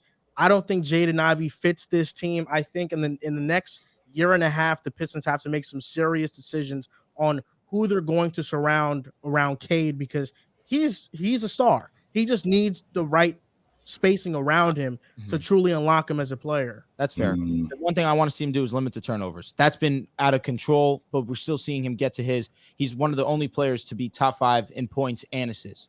He's been great so far this season. Now, my surprise, I have 2. The first one is Cam Thomas averaging 28 points per game through 4 games. The first 3 games, he averaged 30. Fourth game, he had an off game. But Cam Thomas has been one of the best-kept secrets in the NBA on the Nets for a while. Whenever he gets this opportunity, he's going to get buckets, and he shows out in a big-time way. And I think I applaud Jacques Vaughn for now starting him, and he's playing with the lineup, and he's doing his thing. And the other one is, I didn't expect this year, but Scotty Barnes is really doing his thing. He's averaging 20 points. He's averaging close to 10 rebounds. He's averaging 6 assists per game. The jump shot looks much improved. That jump shot has to be more consistent, but to this point, he's looking like the best player on the Raptors on some nights. You're back? I think Pascal Siakam still got that. I'm not totally back. I think Scotty Barnes got to be more consistent. Before last game, which he didn't have a turnover, another one has to clean up the turnovers. I agree with that. 7 turnover game, right? Yeah. My other one I have is the Milwaukee Bucks, worst defense in the NBA. Are you shocked? That the worst? Yes. I didn't expect them to be. You're right. I didn't expect them to be great, but worse in the league. Like when they made that Dame trade, I thought Wizards would be worse. A lot of teams. But when they made that Dame trade, everyone agreed. Like, listen, you make that deal 100 times, right? You need someone, especially to close out games. You need someone like Dame. we knew the defense was going to drop off, moving off of Drew Holiday. Unfortunately, he ends up in Boston. That's kind of a double whammy there. But they don't outside. They have Giannis and Brook Lopez, phenomenal defenders. Who is guarding the perimeter on this team? When you're going to have to go up against, whoever, whether it's going to be the Jason Tatums, the Jaylen Browns, or Jimmy Butlers, whoever it's going to be, that old boy. Who are you going to be able to Giannis? throw at them to defend on the perimeter? Because right now they have not been able to defend anybody a lick. It's been ugly to watch. And Dame's had a couple off shooting nights too. But he did have that huge performance night one against 76ers. And he's been pedestrian ever since. Yep. And he's been pedestrian ever since. The biggest shock for me has been not shock, surprise more than anything. Is Scoot. I thought Scoot would have been a lot better than what he is. Scoot has just been. He looks like the guy that's just lost in school. He has no idea what we're doing. He has no idea where we're going. I think, and DeAndre Ayton has been suffering because of that, because he's playing with a point guard who doesn't know how to get him the basketball, doesn't know where to get him the basketball. DeAndre Ayton has always been a guy who can clean glass, but the problem is that he's always also been a guy who, when you get him involved in the offense, he'll do the other things. When you don't involve him in the offense, he doesn't do the other stuff. In this particular situation, he's running with a point guard in Scoot who doesn't really know what he's doing. And I think I think he's shooting less than 10% on the long ball in these first 5 games. I think he's shooting under 35% in these first 5 games. I don't think he knows exactly where his spots are. I don't think he knows what guys he's looking for. I've been really surprised with Scoot Henderson and his lack of knowledge of the game coming in. I thought it would be much better getting coaching in the G League. He should have been more pro ready. Yeah. Exactly. He should have been more pro ready than other NBA prospects because he did have that G League coaching. So that's also been a surprise to me. The inefficiency, I think he's settling for too much 3-point jump shots, but I definitely felt like he had more of a feel for the game than what I've been seeing early on, especially in the pick and roll. He airborne a floater the other day. Not good. For a guard, that's actually crazy. 4 games into the season, though. I think a consensus surprise for all of us, even for me, is the Grizzlies being 0-5. And I expected them to be like 1-4. Losing to the Wizards and the Jazz were crazy. 2-3, losing to the Wizards, losing to the Jazz. Tonight Jazz they face Portland. They're the best bad team. No, getting clipped by 30 though was crazy. Inexcusable. But the Jazz are a good bad team. Throwing the ball up the backboard and throwing. The Wizards are they're a bad Jordan team. Poole off the floor. They're a bad team. OG gonna hate on vibes. You know what I'm saying? OG gonna hate on the backboard vibes. I love it. Get Jordan Poole. OG, is this an overreaction or not? The Grizzlies are going to miss the playoffs this year. I'm on record saying that they're out. They're only going to be on the outside looking in. They're going to be one of the worst teams in the league. Losing Ja Morant for almost a third of the season is going to be a big problem because that's 27-8 that you're not going to be able to replace. You got the dynamic of both Marcus Smart and Desmond Bane that you're still trying to figure out, that trust thing that I was talking about. Your best rebounder is now off the floor for the entire season. You don't have that. Your second best dirty work guy and Brandon Clark is not playing all year. You got a foul-prone Jaren Jackson Jr. who plays sparingly offensively. I don't think that they're going to be able to overcome these woes. I don't, especially considering what the Western Conference is. And now that they've started the season 0-5, yes, I think they're going to be on the outside looking in. OG, in the offseason, I had to take that the Grizzlies were also going to miss the playoffs. These 3 gentlemen here couldn't believe what I was saying. They thought I was talking with my head cut off. And they kept telling me over and over, the Grizzlies without Ja Morant, they're good. They got a winning record. But last year, when the team had lesser depth, they went 12-10, barely 500. They lose Dylan Brooks. They lose Tyus Jones. You replace those 2 players with Marcus Smart, who I think Marcus Smart is a fine player, but he doesn't replicate the value of those 2 players. They're 0-5, and if these losses were against great teams, I wouldn't be overly panicking on this team. But the fact that you lose to the Jazz in the fashion you did, you lose to the Wizards, who right now they're playing AAU basketball. Right now, the Grizzlies are 29th in point differential, 23rd in defense, and 30th on offense. Even bad. The depth concern is real. Xavier Tillman is a good backup center in spot minutes, but this year, offensively, he can't rim run. He doesn't have an outside jump shot, so they leave him open. And on defense, he's been getting overmatched. Steven Adams, him being out for the entire season, is going to hurt the rebounding. They're not going to recover from that. Right now, they're 0-5. They have 20 games left without Ja Morant. I am being generous and saying let's say they're 8-12, right? They're 8-12 until this point, until Ja comes back. That puts them 8-17 when Ja Morant does come back. And I don't think the problems are going to be fixed. This team, with or without Ja Morant, is still a below average half court offense. They're not going to be able to fix the rebounding woes. This team will be better, but there's a ton of teams in the Western Conference that are good. And I don't think the Grizzlies can overcome all of the bad moves that they've made in recent seasons, losing Kyle Anderson, trading DeAnthony Melton for a pick that became David Roddy. You lose Dylan Brooks. You lose Tyus Jones. The Grizzlies have been trying to swing and hit for a wing for years now, and those players now have been Zaire Williams, David Roddy, and Jake LaRavia. Neither are David Roddy wasn't a swing. Like a late round pick. He was a late round pick, but they're trying to get a wing player that can play a role. Swing and miss for they're trying to finally get a wing player that can play 20 to 25 minutes and actually be serviceable for them. That's why they offered 3 first-round picks, or 4, I think it was, from Mikal. That's why they offered 3 for OG. They need that spot solidified, and until they get that spot solidified, I don't think this team is going to do much. And they just signed Bismack Biyombo. I think that's a clear panic move because they need setter minutes that aren't Xavier Tillman. I just don't have much faith in this team going forward, even if Ja Morant comes back, because Ja Morant's going to get hurt sometime in the season. He's not somebody that plays all 82 games. So we're talking about 25 missed games with Ja. Yeah. Then we're talking about like maybe 15 games of him just being out because of an injury. I don't think this team recovers and makes the playoffs. I think,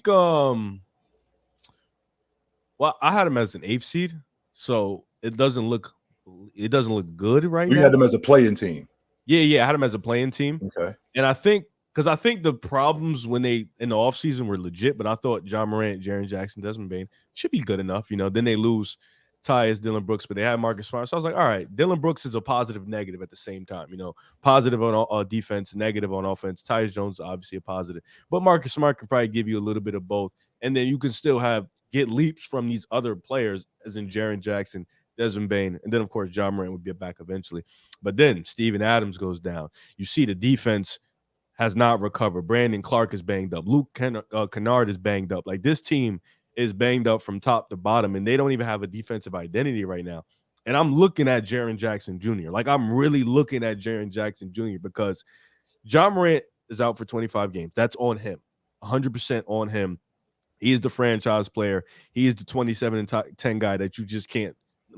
He's a 27-7 guy that you can't just replace. When he comes back, in theory, they're gonna win more basketball games. Will they get back in the hunt? It's gonna be tough because, like you mentioned, they'll probably be deep out the hunt.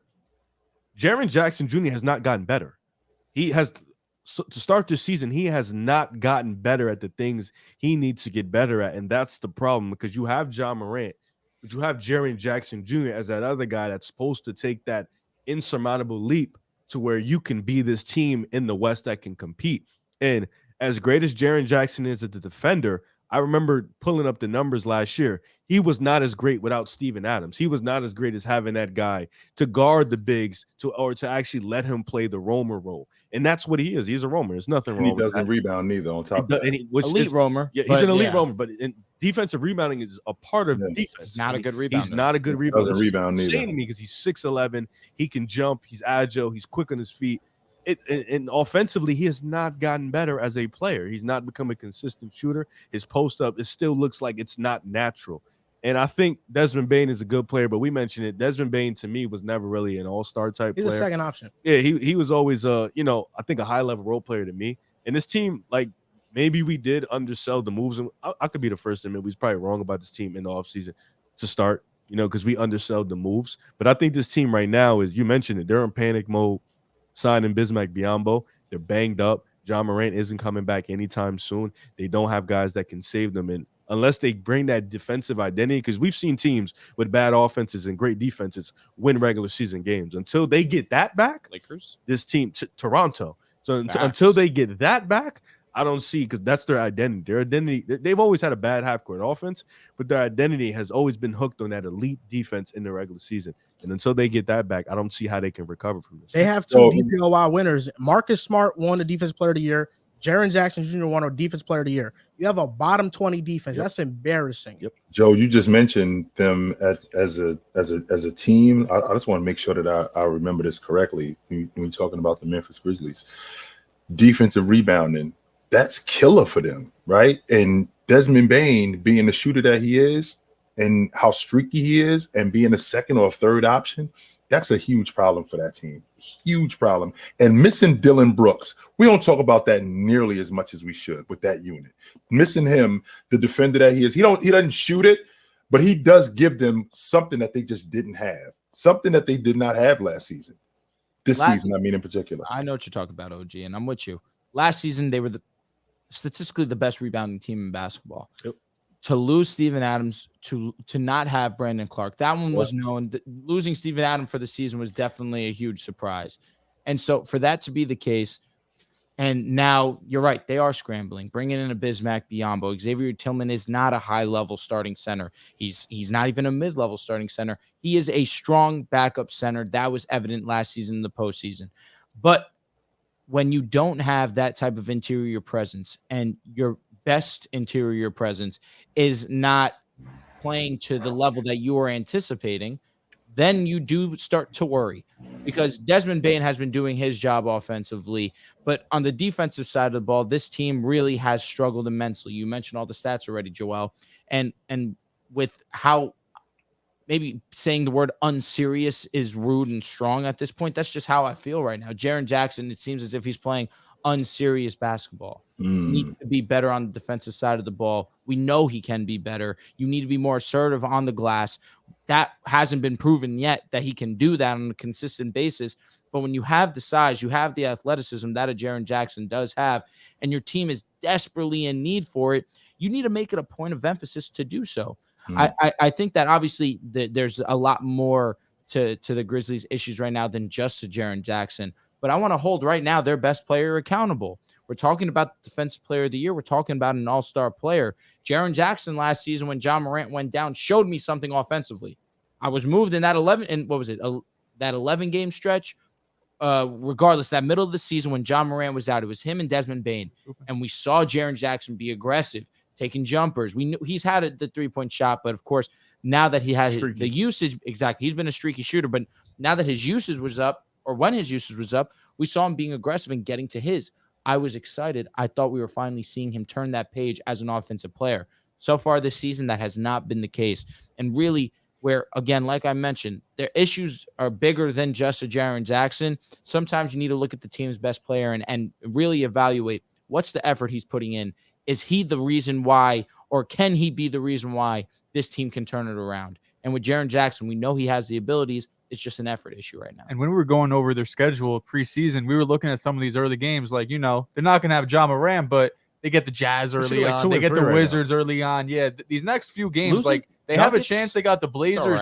And the Nuggets. It's a great game. Joe just said it. Joe, we're talking about a team that you said over the next 20 games. If we're looking at the middle of December, they're 8-17. I hate that. For them to have to recover, being 9 games under 500, oh man, that's going to be bad. 8-17, you get John Morant back. Now you don't have to rely on Jaren Jackson as much. You can. I don't want to say obviously you become a top. You can't. Becoming top 6 becomes very improbable, extremely improbable. But with John Moran, with how special of a player he is and his impact, I'm not going to write their season. West, though, in the Western Conference? I'm with you, OG, but we saw. Wow. I'm not going to say that the Grizzlies have that type of motion that the Lakers did last season, where the Lakers were 2-10 at one point in time. Say that one more time. They'll be lucky to get 10-9. By the time he gets back. Okay. And even then, y'all won 2 games. They don't have a win. That's true, but 2-10. They still got 6 to get, or 5 to get to, right? No, I agree with Jaren Jackson's lack of improvement. I think that the Grizzlies for a while have been a leap from him away from actually being in contention.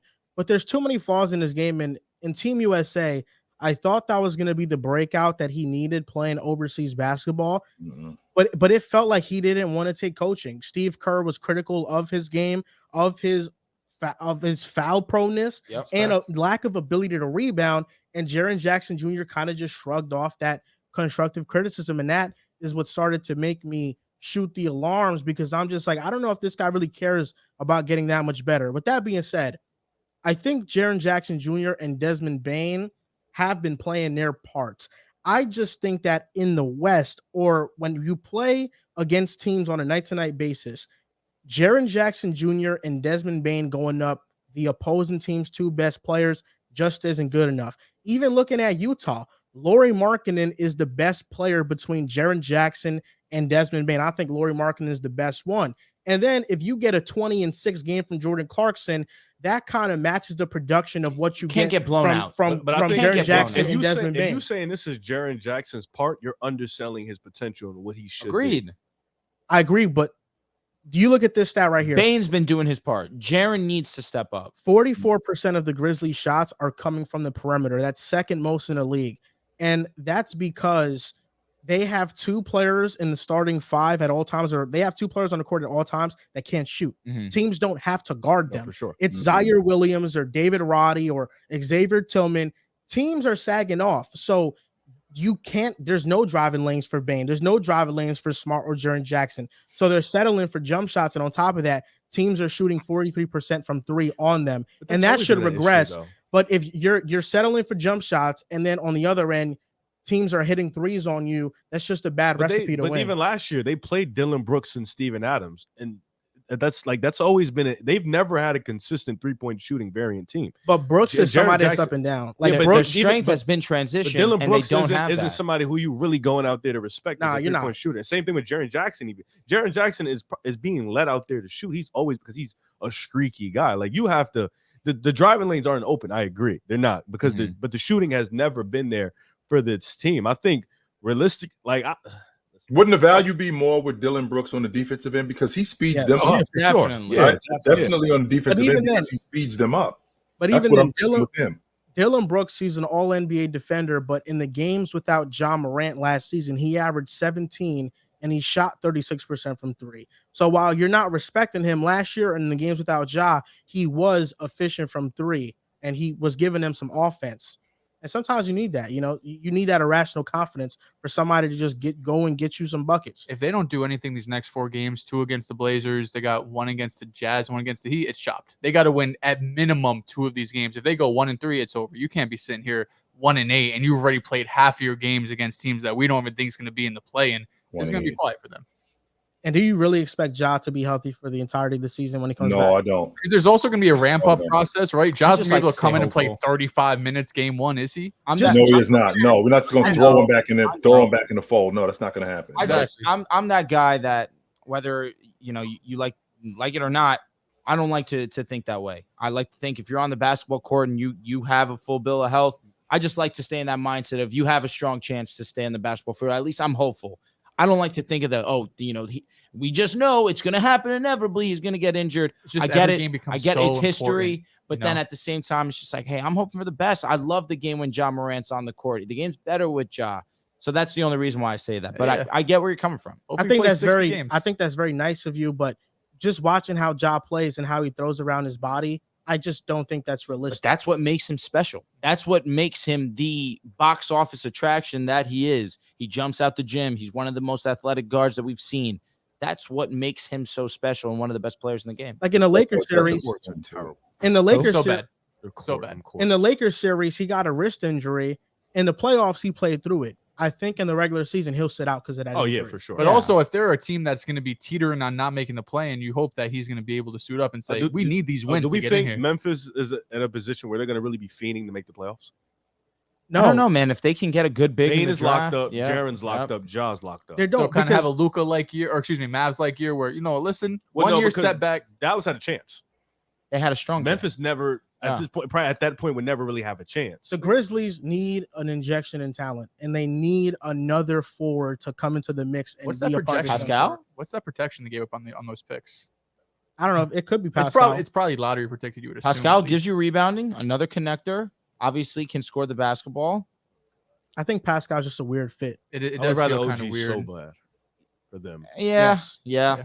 I'm just thinking of obviously the notch up. I feel like you don't need another star. You need right now. You need better role players to start. But how many start? They only have one star.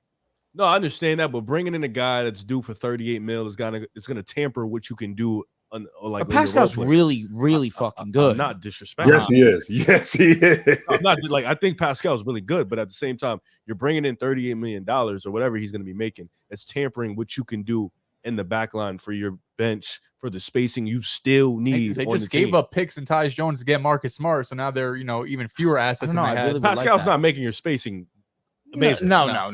He doesn't solve that problem. Yeah, that's going to be the issue. OG kind of makes it like, all right, well, you could shoot. You're gonna have to step out there. And he's a high-level defender. But the difference with OG is there's a problem that we're having here, though, Rib, because OG is in the same position as a lot of other young guys. OG wants his role to be ramped up. Now, on that unit, his role is not going to be ramped up. He's not going to be the number 2 or that kind of guy. He's going to be more of a role player because they got guys who can score.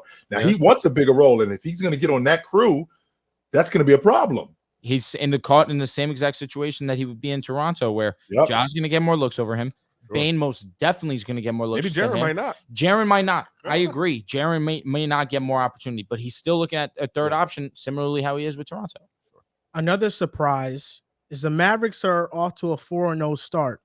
And while Luka Doncic is leading the team in points, rebounds, assists, and we've already had like 3 different Luka topics in this show too. Shit's sick. You know what I really want to talk about with the Mavericks? Tell me, they're 19. I want to talk. You don't want to talk about the Knicks. You don't want to talk about the Phoenix. You just want to talk about Dallas.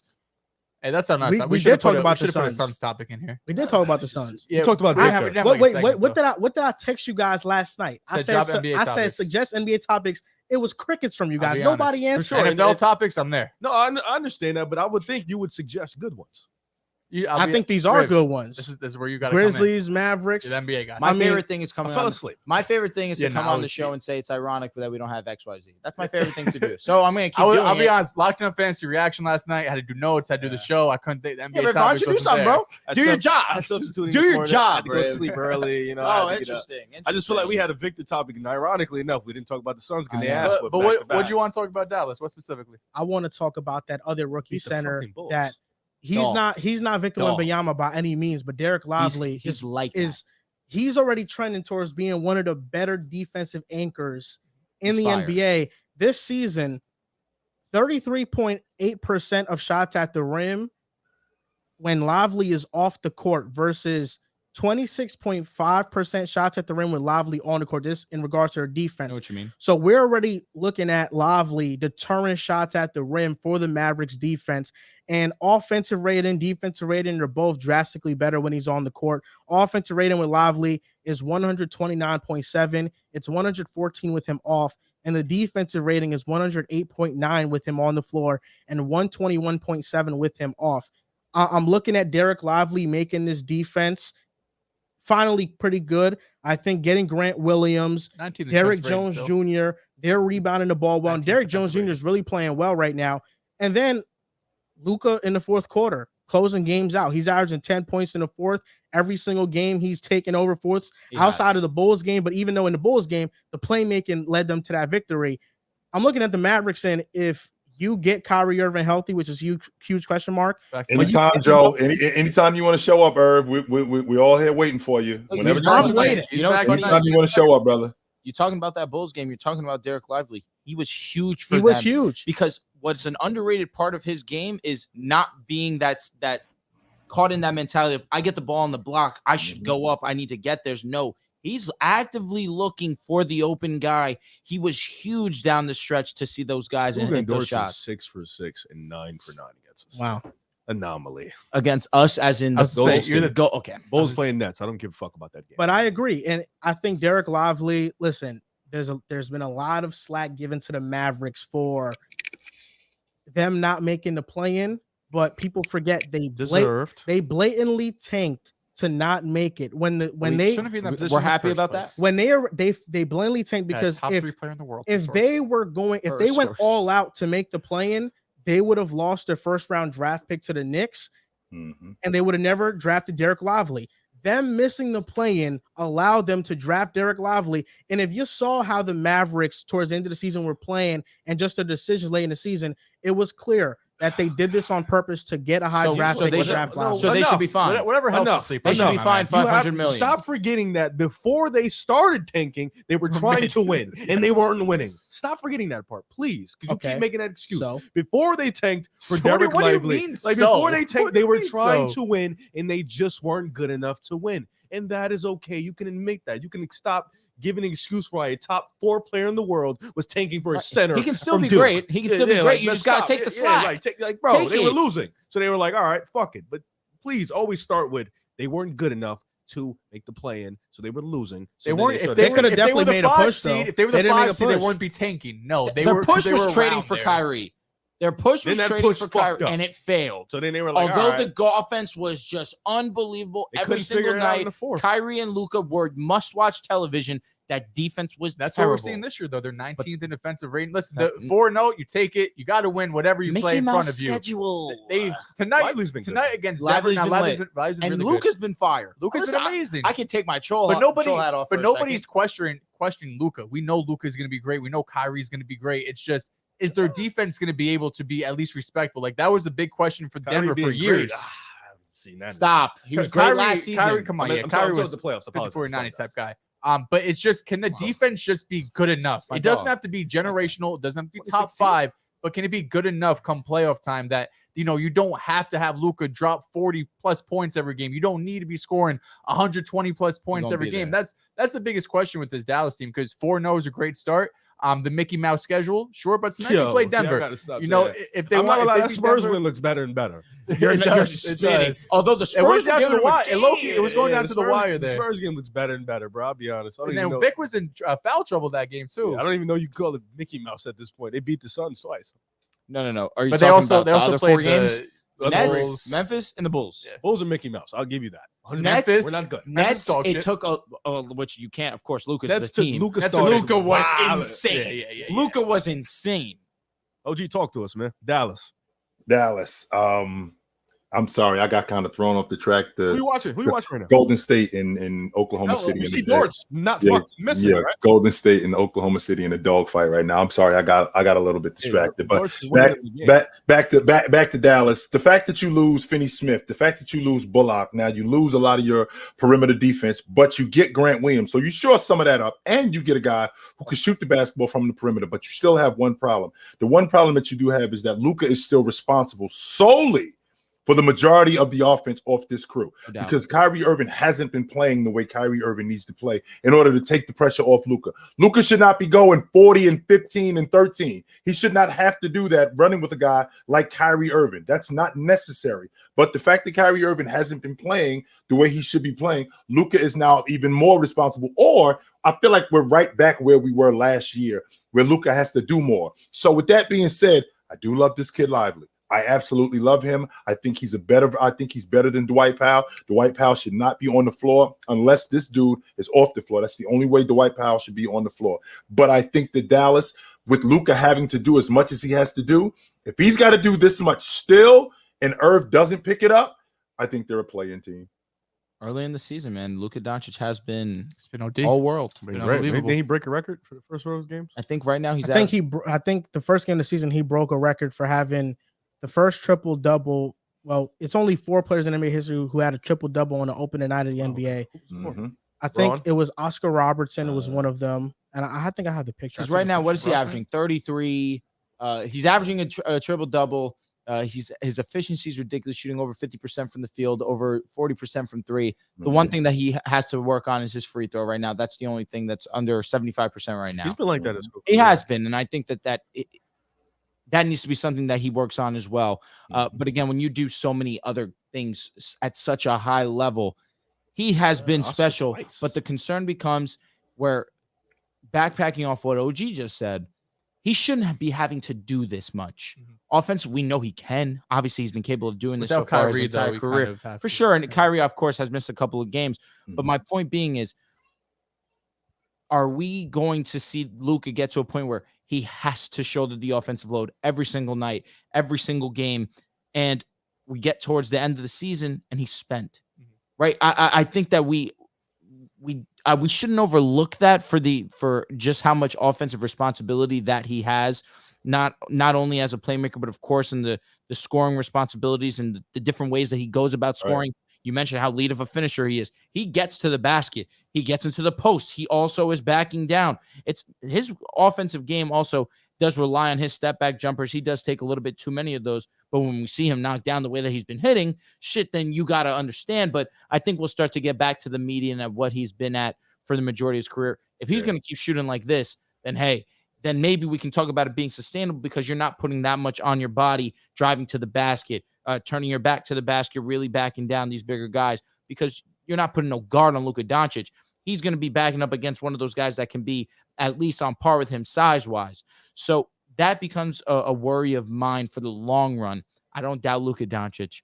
Regardless of what you guys may think about me, I know he's an amazing basketball player. Top 8 for sure. He's going to continue to be great. Top 8 for sure. Top 8 for sure. Top 8 for sure. That's a great statement, Joel. But in the grand scheme of things, we do have to see how this progresses. Impressive so far what they're doing. Derek Lively, I'm glad that you highlighted him. Grant Williams has also been great in his role as well. Averaging a career high. So right now you got to love what you're seeing out of Dallas. But again, let's see how it goes long term, and especially once Kyrie comes back. How is this defense going to look where we haven't seen it play at the highest of level, although we've seen some players play very well? I just think the good thing about this Mavericks team versus the ones that Luka's been on in the past is that there is some optimism for their youth moving forward. Definitely. The team that made the WCF, I felt like they should have kept Brunson, but, it was Finney Smith, Reggie Bullock, Dwight Powell, Tim Hardaway Jr. Hardaway Jr. still playing a great role with the Mavs. He's averaging 20 this year. But now this year, you're having Lively, Josh Green, Jaden Hardy's playing a role. Omax hasn't even been playing, but he's somebody that they're very high on. They played me preseason. They were starring Omax and Lively. He hasn't even touched the fucking court. So I feel like Kaysen is awesome too. Don't leave that Kaysen out too. He's been really good for them. Hardy last night was awesome as well. Or when the last time they played the Bulls. And that's why I feel like with this Mavericks team is like, even if let's say they make the play, and I think Luka might give this team some time to grow because the ceiling isn't capped because there's still a lot of young players on this team. So I think the good thing is that they actually have optimism for the future, and this isn't just a team that's set. Joel, let me ask you, do you really believe I don't think Luka is great? I don't think you don't think he's great, but I think you hate on him. Yes. I definitely like to have fun when it comes to Luka Doncic because I feel like where he's been absolutely amazing for sure, missing the playoffs last year is a blemish. And when you're great and you have to be held to that standard, you have to nitpick. And you can't fault me for that.